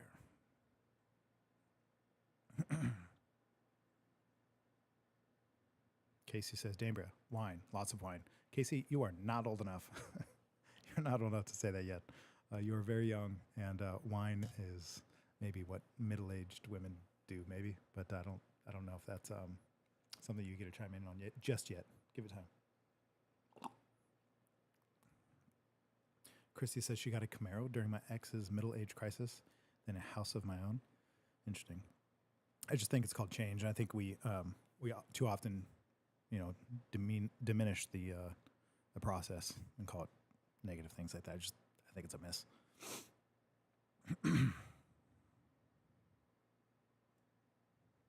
Okay. So the Legend 27 rolls off the tongue pretty well. Is saying opinion on AI art. It's a good one. The rest is right now. Let's see. So opinion on AI art, it's going to change everything forever. AI in general, artificial intelligence, is the stepping stone to super artificial intelligence. Once that happens, once artificial intelligence starts building its own super artificial intelligence, once we use the tool of artificial intelligence, which is way beyond the ability for you to conceive of, it does things amazingly. Once it goes to super AI, it's going to be so beyond you, you won't even know it. You won't even see it. You're not even going to be able to detect it. It's going to be so fucking beyond you. So my opinion on AI art is, I would like to elaborate, but I won't have really a lot of time to if I want to get to everything tonight. My opinion on AI art is that we're using tools now. The tool between the creator and the end result has always been huge, right? Excuse me. Sometimes it's so big that it takes thousands of years for things to change or develop. Whether it's something like before the Renaissance period, or even previous, the printing press and different inventions are the tools that we use for an idea to come to conception. And the tools took a really long time to get ideas to conception. Matter of fact, it was so slow that the world was relatively the same for generations after generations, so that they could actually coexist pretty well together. Grandpa could teach grandson exactly the ways of the world and the ways of the land because things moved and changed so slow. As technology progresses, that bridge gets smaller. So, for example, using a paintbrush, you had to invent paintbrushes, right? That's now a new tool instead of cave painting, instead of using charcoal, instead of mashing up flowers. Still technically do it, but we do it with productivity now, with production, in commercialism. So my opinion on AI art is it is now it's the smallest bridge we've ever seen between ideas and conception. So between the artist and the thing made, it's now pretty instant, actually. So AI art is the smallest, shortest path from idea to conception that the world has ever seen. And you could start to just imagine. I want to elaborate right now, unless you guys ever want to hear more about that, but it's going to change everything. Not just art, it's going to change everything because the bridges are now almost non-existent. And when super AI comes, the reason why I say that you won't see it, you won't even know what's happening, it'll be beyond your conception, is because the bridge almost won't even exist, at least not detectable to you. It's just going to be instant. And so I think it's going to revolutionize everything. It's kind of like what I think about the past. Like, it took so long for us to build a grid on this planet so that we could build the internet. It took hundreds of thousands of human years and evolution and change and technology and effort and killing and dying and suffering for us to get the grid we have today so the internet could exist. And I think now that the internet exists, we're building things in it like AI, and now those things are not taking centuries or eons anymore to change the world. And now it's taking seconds, moments, or less. And eventually it's going to be undetectable. That's how good it'll be. So I'd like to elaborate, but there's a lot to it. Casey says, if you had a big red button, it could assign it to do one thing every time you pressed it. What would you want it to do? I would not want to have that button. But if I did have that button, I guess I would like it to, I don't know. That's a good one. My first thought is just put more zeros in my bank account, I guess. That would give me a lot of opportunities. That'd be good. But maybe that wouldn't be such a good thing.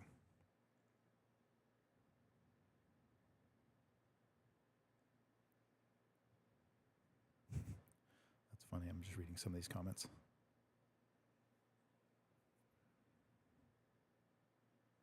Okay, just kind of catching up. Christy says, is it art official? It's cute. Okay, I'm catching up here, guys. I'm just kind of scanning through. I know I'm a little behind. You guys are commenting between each other, so I'm trying not to read all that.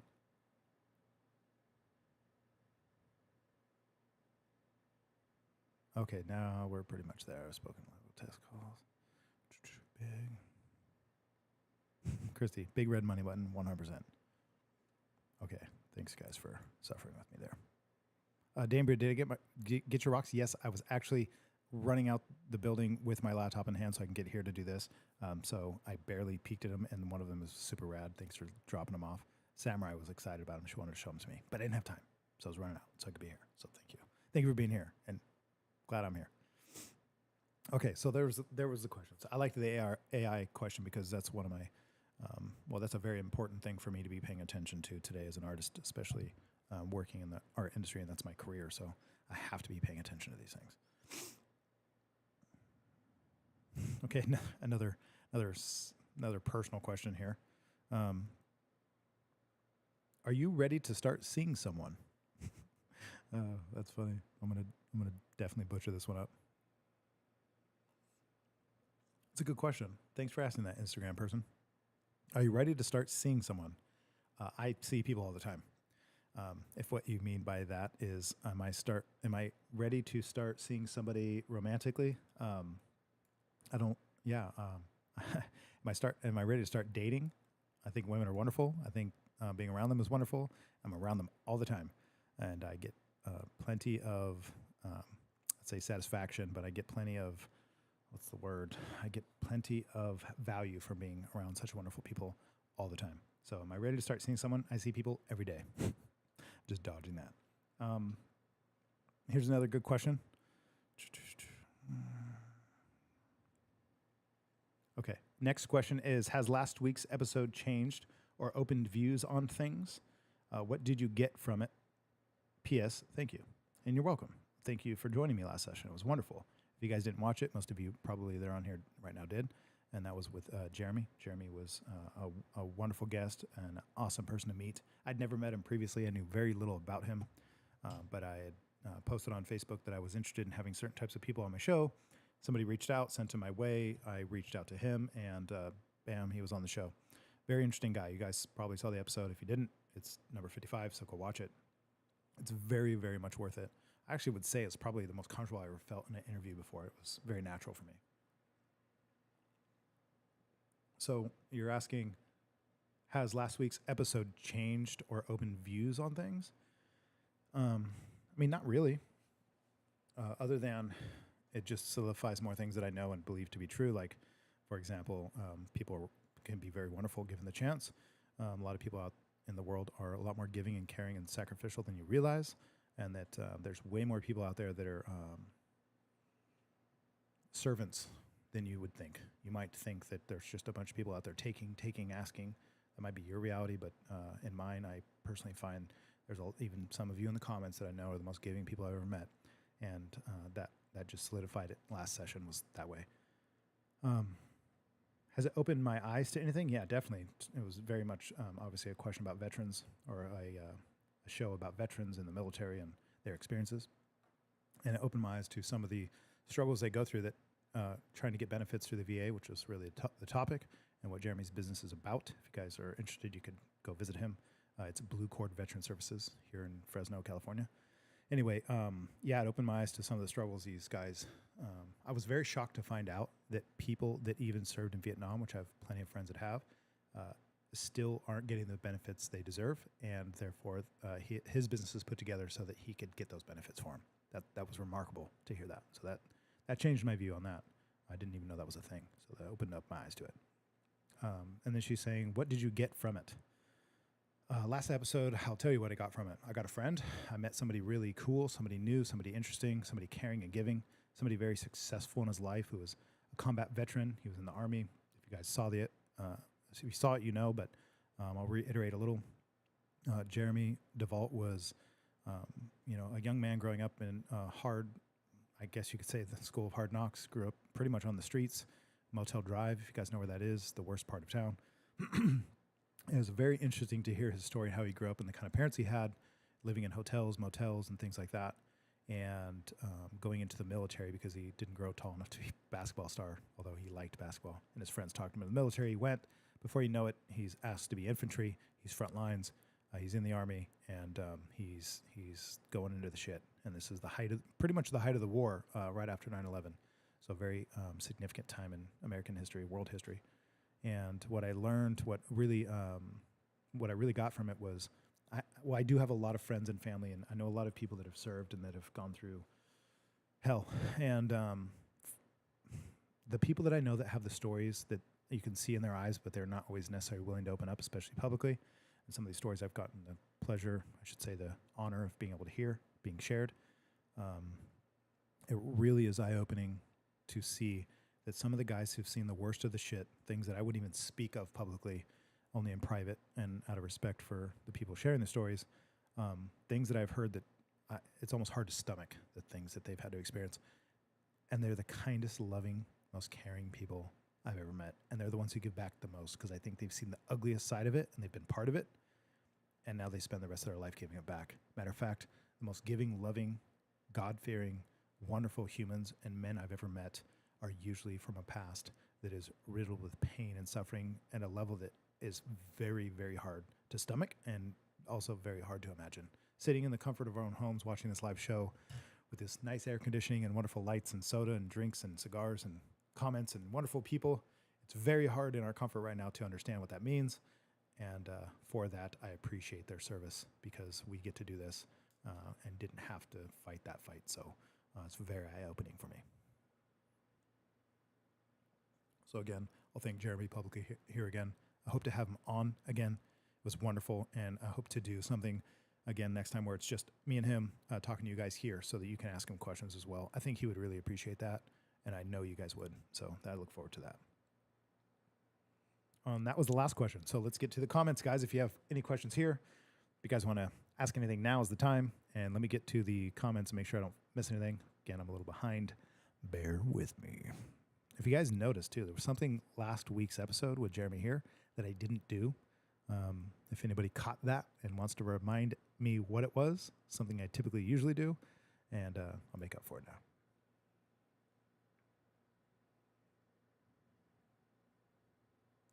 Danbury is asking the question, after a lost love, how do you mend your heart? I don't know if I'm the right guy to ask. I don't know if I'm the right guy to ask that question to. Maybe I am, maybe I'm not. So after a lost love, how do you mend your heart? Mend it. I don't know. Since you're asking me personally, I don't know that you do. I think it's a really deep question. It's a very short question. I don't think you mend your heart. I think what you do after a lost love or loss in general, I think what you do is you fucking pray to God that you made the right decisions before it happens. That you prepare. It's like going to battle, right? You're going to go to an emotional battle maybe. I know so many people that struggle with this and so many people that face this throughout their lives at some point, and some way more than others. I think what you do is you build a foundation that's so unshakable that when it does get shook and the house does fall and the cards fall and the building, everything crumbles and it's a mess, that the foundation is sturdy enough to build back up from. That's how you mend it. That's a straightforward answer. Casey says, Danbury, I've been curious about that question too. Just didn't know how to ask that. Yeah, I think the mending part, the wounds, the pain, torment, and torture will always be there. Actually, since I was just talking about Jeremy and some of my friends that have similar stories to his, as well as stories you can find obviously all the time. Well, I'll give you some tactical insight on that question. So I'm basically saying you've got to have a foundation before you get to the gunfight. That's essentially what I'm saying. And I found out that the hard way. And what I realized is that I had a foundation that cracks but doesn't break and doesn't crumble, although the house can fall. And I think that foundation specifically to my parents. My parents are wonderful humans, and I really don't think I wouldn't be here without them. But I wouldn't be alive without having had them specifically as parents, for sure. I would not be here today. So that foundation was uncrackable, or at least unbreakable. Maybe it has some fractures, but it'll be there forever. And that's the broken heart part. But you're saying after lost love, how do you mend your heart? This is a weird answer, maybe, but I can tell you something I did that helped me in my life when things aren't exactly, or when things completely fall apart, when the house falls down and you're left with rubble. I literally just I researched in my life when I was struggling the most. I researched other people who had went through way worse things, and actually that's what got me to really respect the military at a deep level, to really give thanks and to be honored and humbled by the men and women in our service that have done things that, if you read these stories, which is what I did, this is the tactical advice, I got deep into reading people's stories. There's like Mikey Mansour. Read his story. You think your life's bad? Read that dude's story. Listen to Jeremy, who was just on my podcast. Listen to that guy. There's a guy famously known as Crispy. Look him up on Instagram. You can find him, I think, there pretty easily. Look at his story. Half blown to shit. Body parts missing, burnt for I think it was like 100% of his body. The most impactful story besides Mikey Mansour's that hit me, and this is the tactical advice, is how to mend a broken heart, or how to mend your heart after severe loss or trauma. this would be my answer. Find something in life, like I did, and I'll say this, Sergeant Travis Mills was the one I looked up after quite a bit of research, and I got real deep into hearing military stories. Even though I was never military, a lot of my friends and family were, so it was near and dear to my heart, so I would research these stories. Literally, this is what I did. It was one of the things that helped tremendously, and I looked up Sergeant Travis Mills. I forget his first name. I don't want to get it wrong. Might be Matthew, but Sergeant Travis Mills, if you guys look him up, listen to a story, and if that doesn't transform, and really listen to a story. Matter of fact, if you're really asking this question because it's necessary and you need it, if anybody's watching this and wants to know the answer to this, look up this story of Sergeant Travis Mills and watch it on the Jocko podcast. It's a couple hours long. It's quite hard to watch, but I will tell you this right now. Listen to his story and the way he tells it, and look at his face the whole time he's sharing it, and the way he's speaking of it. I won't give you much more details, but I'll tell you right now, if you're the same person after listening to that, then you're not human. So that's what you do. You hang on to whatever you can, you find whatever you can, you dig deep, and you search through all the mess of life, and you find the things that build you back up and give you that start. So those stories, Mikey Mansour, even people like Jeremy, a couple of friends of mine also friends of mine that have also served, some of their stories, and especially Sergeant Travis Mills. I will tell you, Sergeant Travis Mills is a remarkable man, but I would love to meet him one day and just let him know how much his story changed my life. He never gave up on shit, and he was an Army, I believe, commander, or at least a sergeant, and he was in charge of a platoon. And his last day going to leave, this is a really just not going to do him justice, but he goes to leave his platoon. He was relieved of his service, which was by no means an easy experience. He's a very tough dude, if you listen to his story. And he goes to leave. I think he's about to get on his helicopter, or at least his ride home is finally arriving, and he gets to leave the shit from overseas and come home, or at least leave the front lines. And he steps on a bomb, IED, and loses every limb. Just a horrifying story. If you listen to the details, he was awake for the whole thing. He's laying in this is what got me. He's laying in the helicopter, being medevaced out.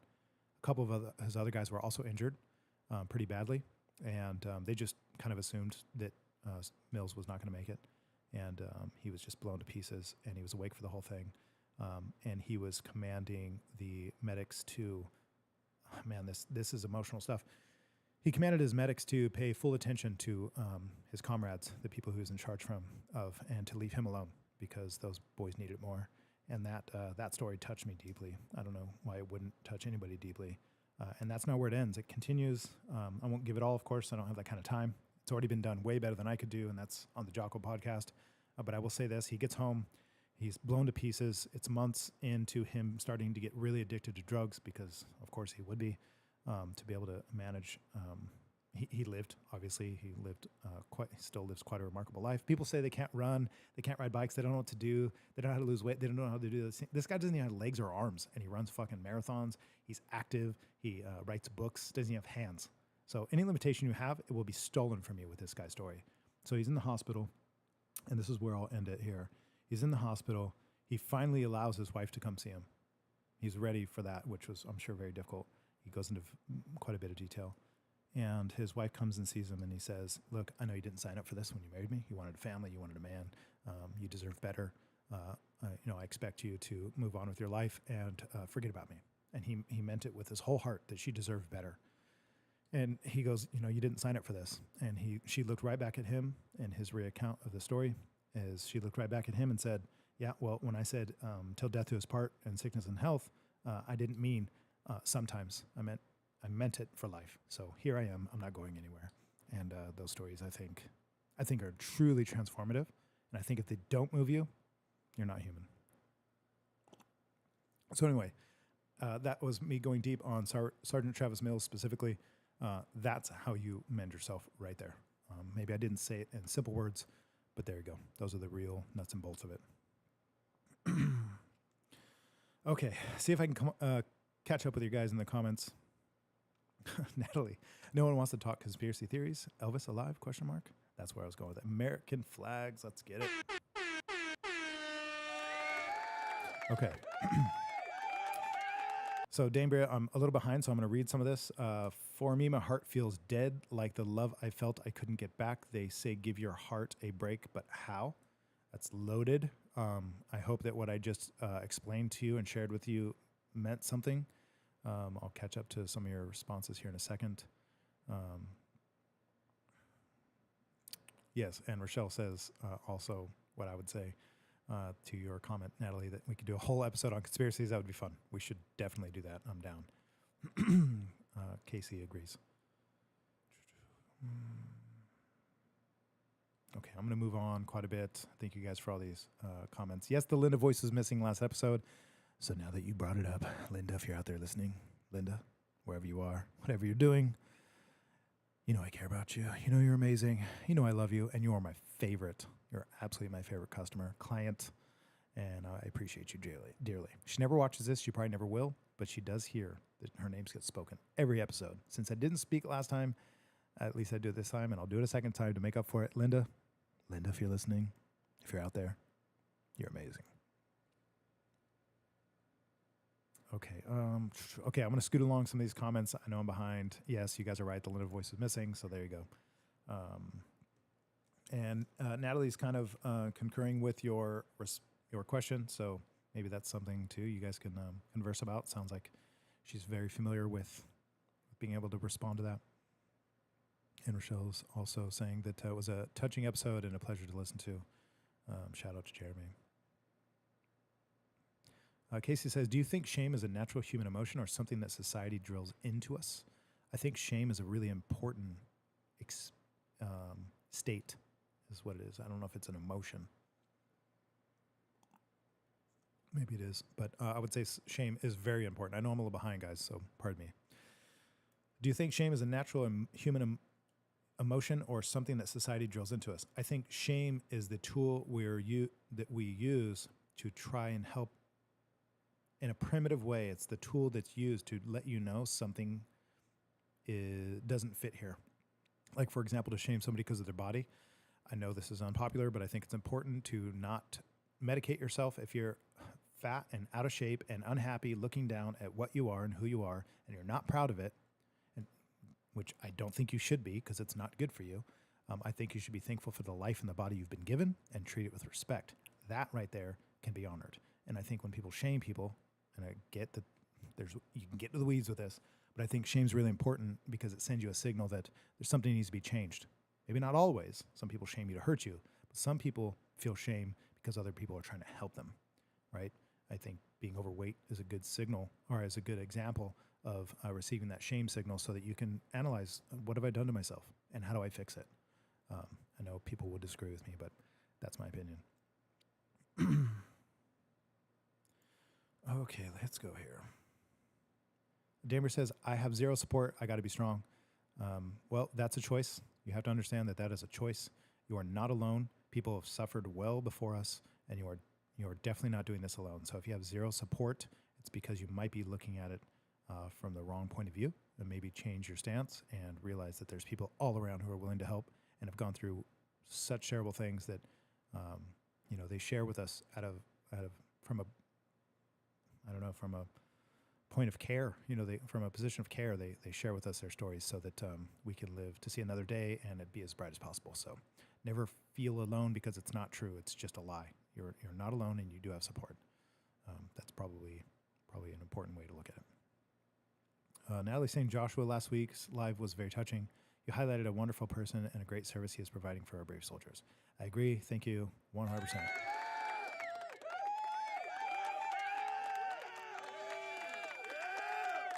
That was long.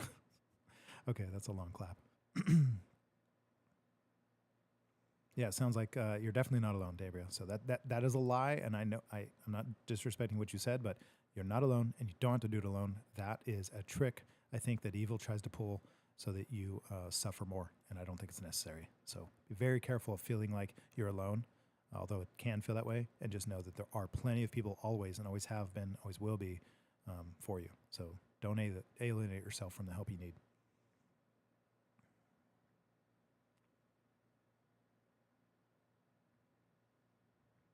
Yeah, Natalie's making a good point.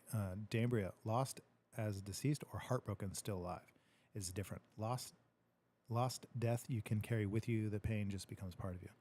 I'm making a good point. So I hear people often try to compare the two of, losing somebody. I think loss is loss. I think if you lose your health, I think if you lose your grandpa, I think if you lose your husband or wife or children, I think if you lose your body parts or body and autonomy or your thinking or your ability to speak, it's all a loss and it's all very difficult. Difficult in different ways, of course. No point in trying to evaluate them in terms of like a pain scale, but either way, it's very difficult. No matter what, that's why you need to build that foundation. Your foundation is made up of physical strength, right? Your physical strength, the community in which you're part of, the spirituality or the God or the higher power that you believe in, and the wealth in this life that you've built for yourself, because things cost money and that's just a reality.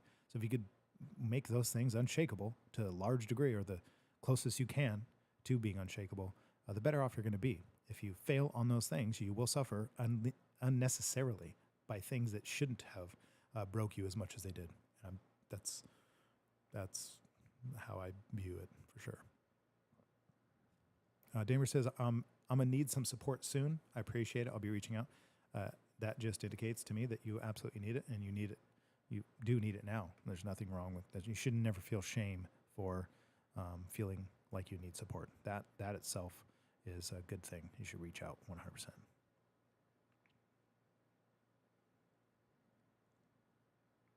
Christy's saying Mike Mansour spelling. If you look him up, I think it's close to that. But if you look him up, you'll find him. It's no doubt he was, I believe, a Navy SEAL. Dambria, I think that should be on a shirt. This mountain is really lonely. Yes, 'tis life. 'Tis life. Okay, kind of catching up. Sorry, guys. I am behind. I'm doing my thing.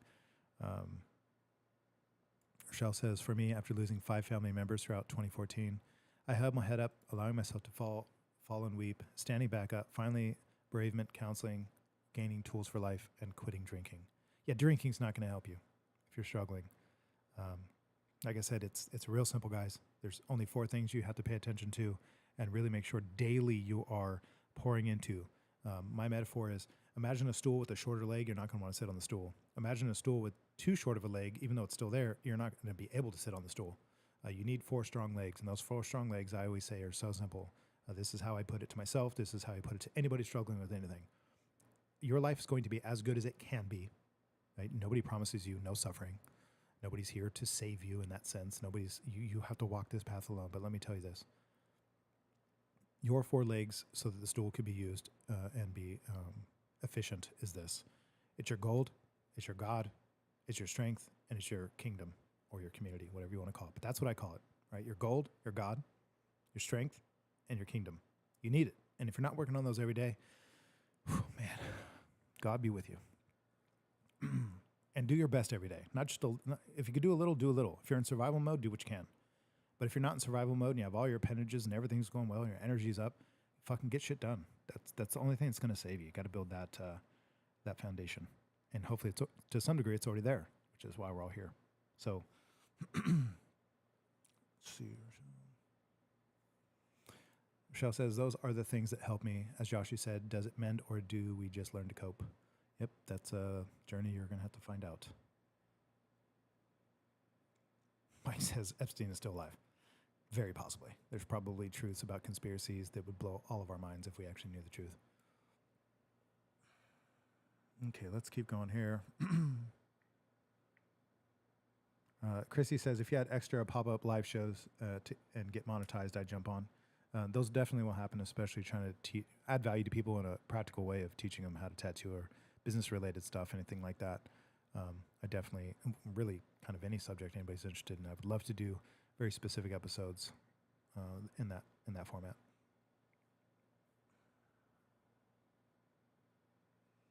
Okay. Kim, thanks for being on here. I know I'm behind, but thanks for being on here. Everybody, Dambria, Brody, Casey, Natalie, Rochelle, all of you guys, thanks for being on here. Hope you guys have a good night that are jumping off now. Let's see here. I'm going to read this. I usually don't read all of Mike's, but I'm going to go ahead and do this. Never be afraid to ask for help. If you don't ask, you're denying someone the opportunity to feel good about helping. Learned that when I spent 2.5 years in bed. Yeah, 100%.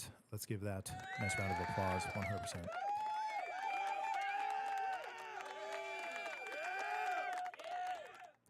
Jack Chambers is on here saying, "What is this? A therapy session? No one cares about your problems." That I 100% disagree. There are people that care about other people's problems. I don't think they care about them to the extent you do, but people do definitely care. And for me, for example, I like to see people do well. I'd rather see people do well because I believe the world's better if we have better people in it. And it's part of our life's journey to be that solution best we can, whatever that means. You could say that nobody cares about your problems. I think the better way to put it is nobody cares that much about your problems, and that's a reality. People are going to go to bed and forget about you, and that is a reality. You're going to have to, in the end, do it on your own, but that doesn't mean we don't build community. Community is very important, whether it's digital or physical or both. I mean, kind of the same. If it's digital, it's definitely physical because there's people on the other end of all these comments. But maybe one day you'll grow up to be a little more sophisticated with your response there, Jack. And Danbury, I see that you are sharing a lot, and I will say this. Although I don't mind you sharing in here, I would say it's a lot more effective if you share this. It sounds like you have a lot to say and a lot you're going through. It's definitely more important that you seek out help from whoever's qualified, 100%. Don't skip on that. And not always in the comment section is going to be very effective for you. So let's see. So yeah, in a sense, Jack isn't completely wrong, but he's onto something. Casey says, can every episode be this long? The answer is no, because we've been at 2 hours and 10 minutes. Sometimes I have other things to do, or I should say I'm tired.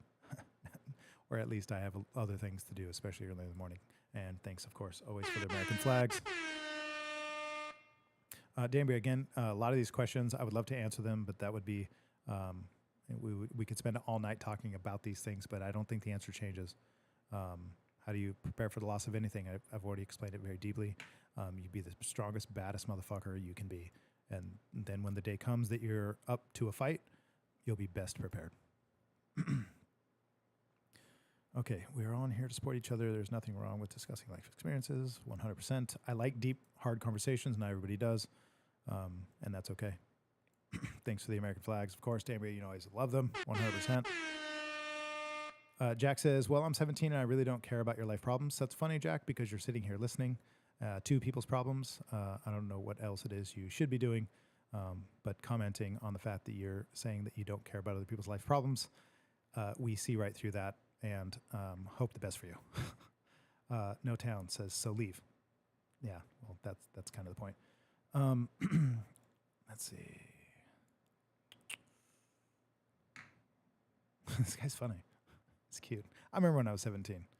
I was there, so I get it. Okay, I'm going to keep going. Bye, Felicia. He's just trolling. That's funny. Yeah, you guys don't give him too much of attention. That's what he's looking for. He's lonely and bored, and he's probably a dork, to be honest with you. At 17, most boys are.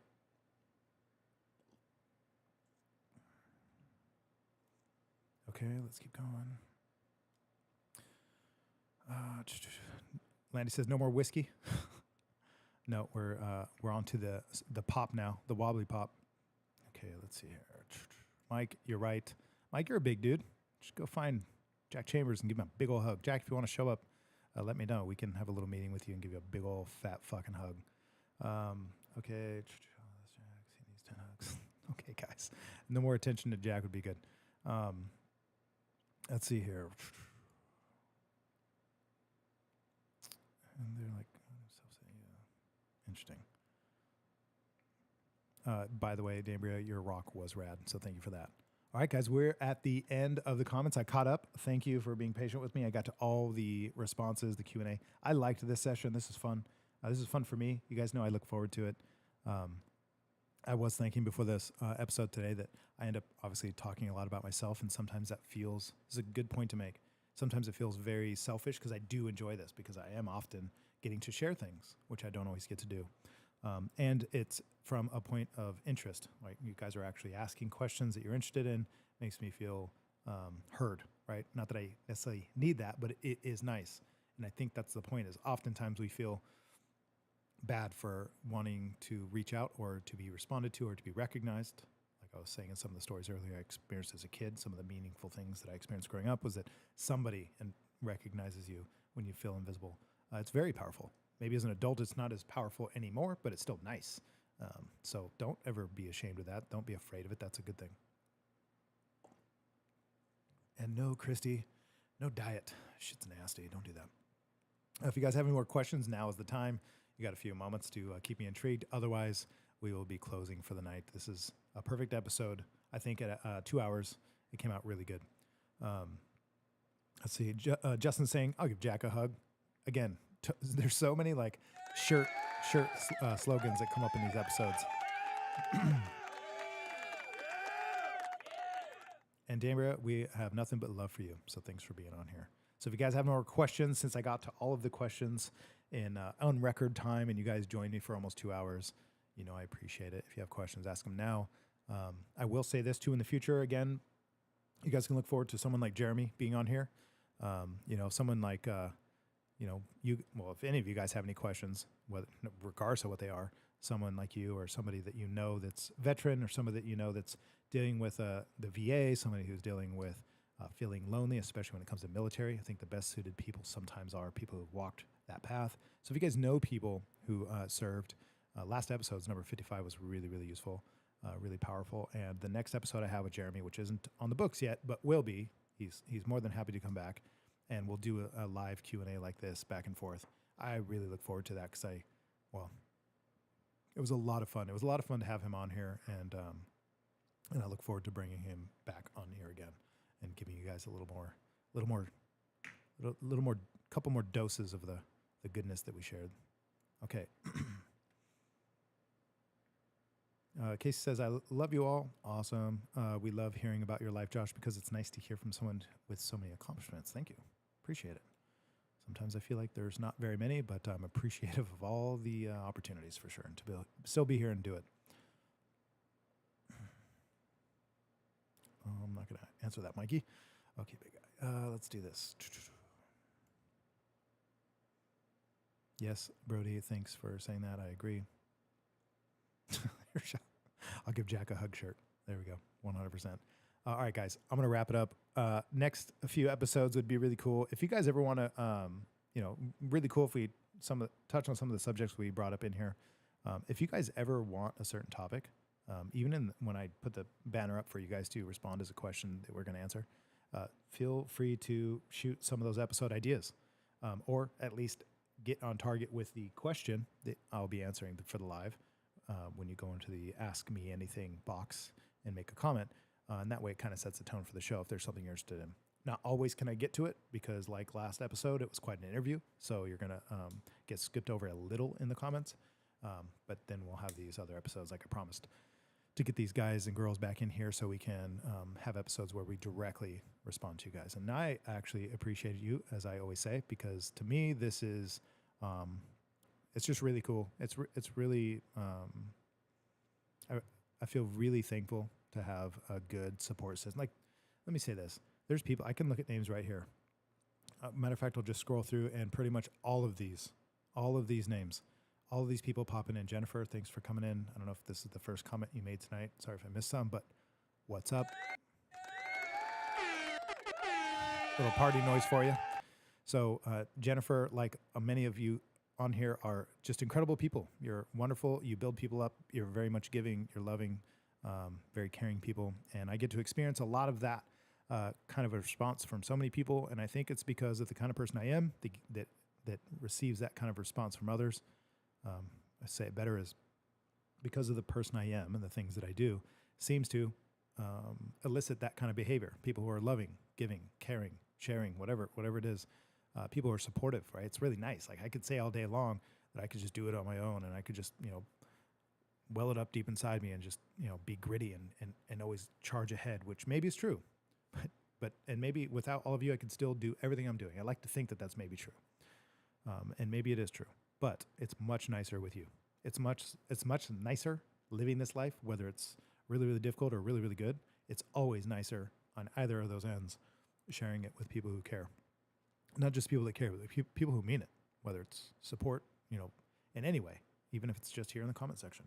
I think it's really cool. I think it's wonderful, and I'm glad I get to experience it. I wonder sometimes if a lot of people don't get to experience it. Some of the kindest things people say to me in my DMs, in person, on here, it's incredible. And I don't know if everybody lives that reality. I just think maybe it's important for me to let people know that is a a reality and that you can have it. And it's, and I think it's important to say that because, well, I think, like I said, I think a lot of people think that the world's just some cold, dark place, and I don't think it always has to be. So, okay, let's see here. Did I miss anything? Fill those shoes. Dambria, I don't know if he thinks you're my mom, but I'll ask him.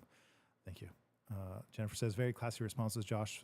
Thanks for being a light for others. There you go. That's a good way of saying it, because you guys are the same. And Jennifer, you are definitely that, so thank you for that comment. Mike, dude, you're a rock star. That's right. That's the only two like sound effects that I really got right now. I'll learn more. Yeah, Casey says conspiracy theories. I think that would actually be really cool. We do need merch, 100%. That'll come. That'll happen. Dambria says, I want to know who does your merchandise. I mean, like, who designs it. That's all me. Let's see here. Conspiracy theories. Yeah, that'd be fun. Okay, so we'll do that. We'll do that on a future episode. If we get a chance to do it next week, that'd be great. If not, stay tuned. We'll do it. Rochelle says, I'd love to be a caller for that one. 100%. We could do that. We could do an episode. You guys can bring callers on here, so it would be cool to get people. Rochelle, it's always a pleasure to have you. Of course, love you, sis. But we could do something like that in the future. Christy says, you done went and built a village. Well, that's what I've been doing since I was a kid. Don't know why, but I appreciate the opportunity. Lenore's just jumping on here. Lenore, you are late.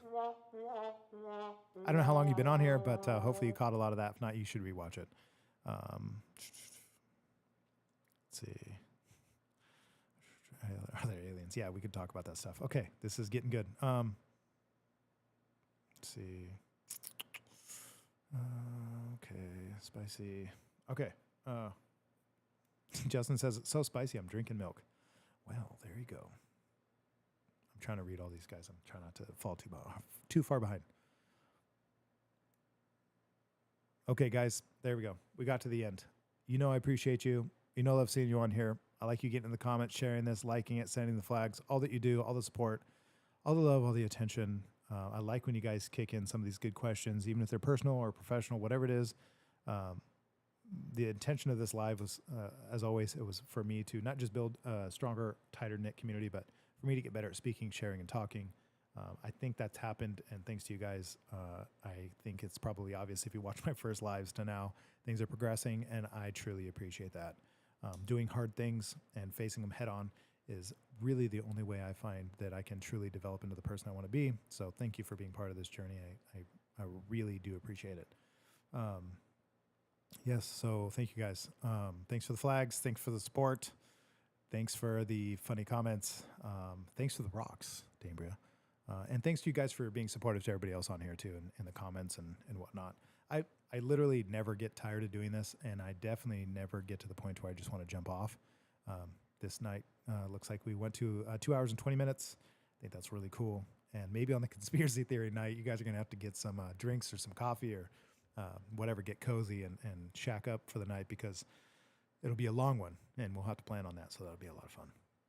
And Casey saying, thanks, Josh, for making our Wednesdays. Thank you for making mine. No Town Vandal, thanks for being on here. Dambria, Jennifer, Rochelle, Christy, all of you, Brody, Jade, Kim's off, I think, but Justin also, I don't know if this is your first time being on here. I apologize if it isn't and I didn't see it, but thanks for being on here in the comment section. Mike, as always, Landy, if you're still here too, I appreciate all of you. If I missed some of your names, don't take it personal. I do my best. But thank you guys so much for jumping on here. And yeah, so thanks for your support. Thanks for the love. Thanks for the great Wednesday. And I hope you guys have a good night. I'll see you next Wednesday. Stay tuned. Get in the comments section. Always ask your questions. And yeah, I hope you have a good night. Much love. Episode 56, Joshua Ray Farmer, out.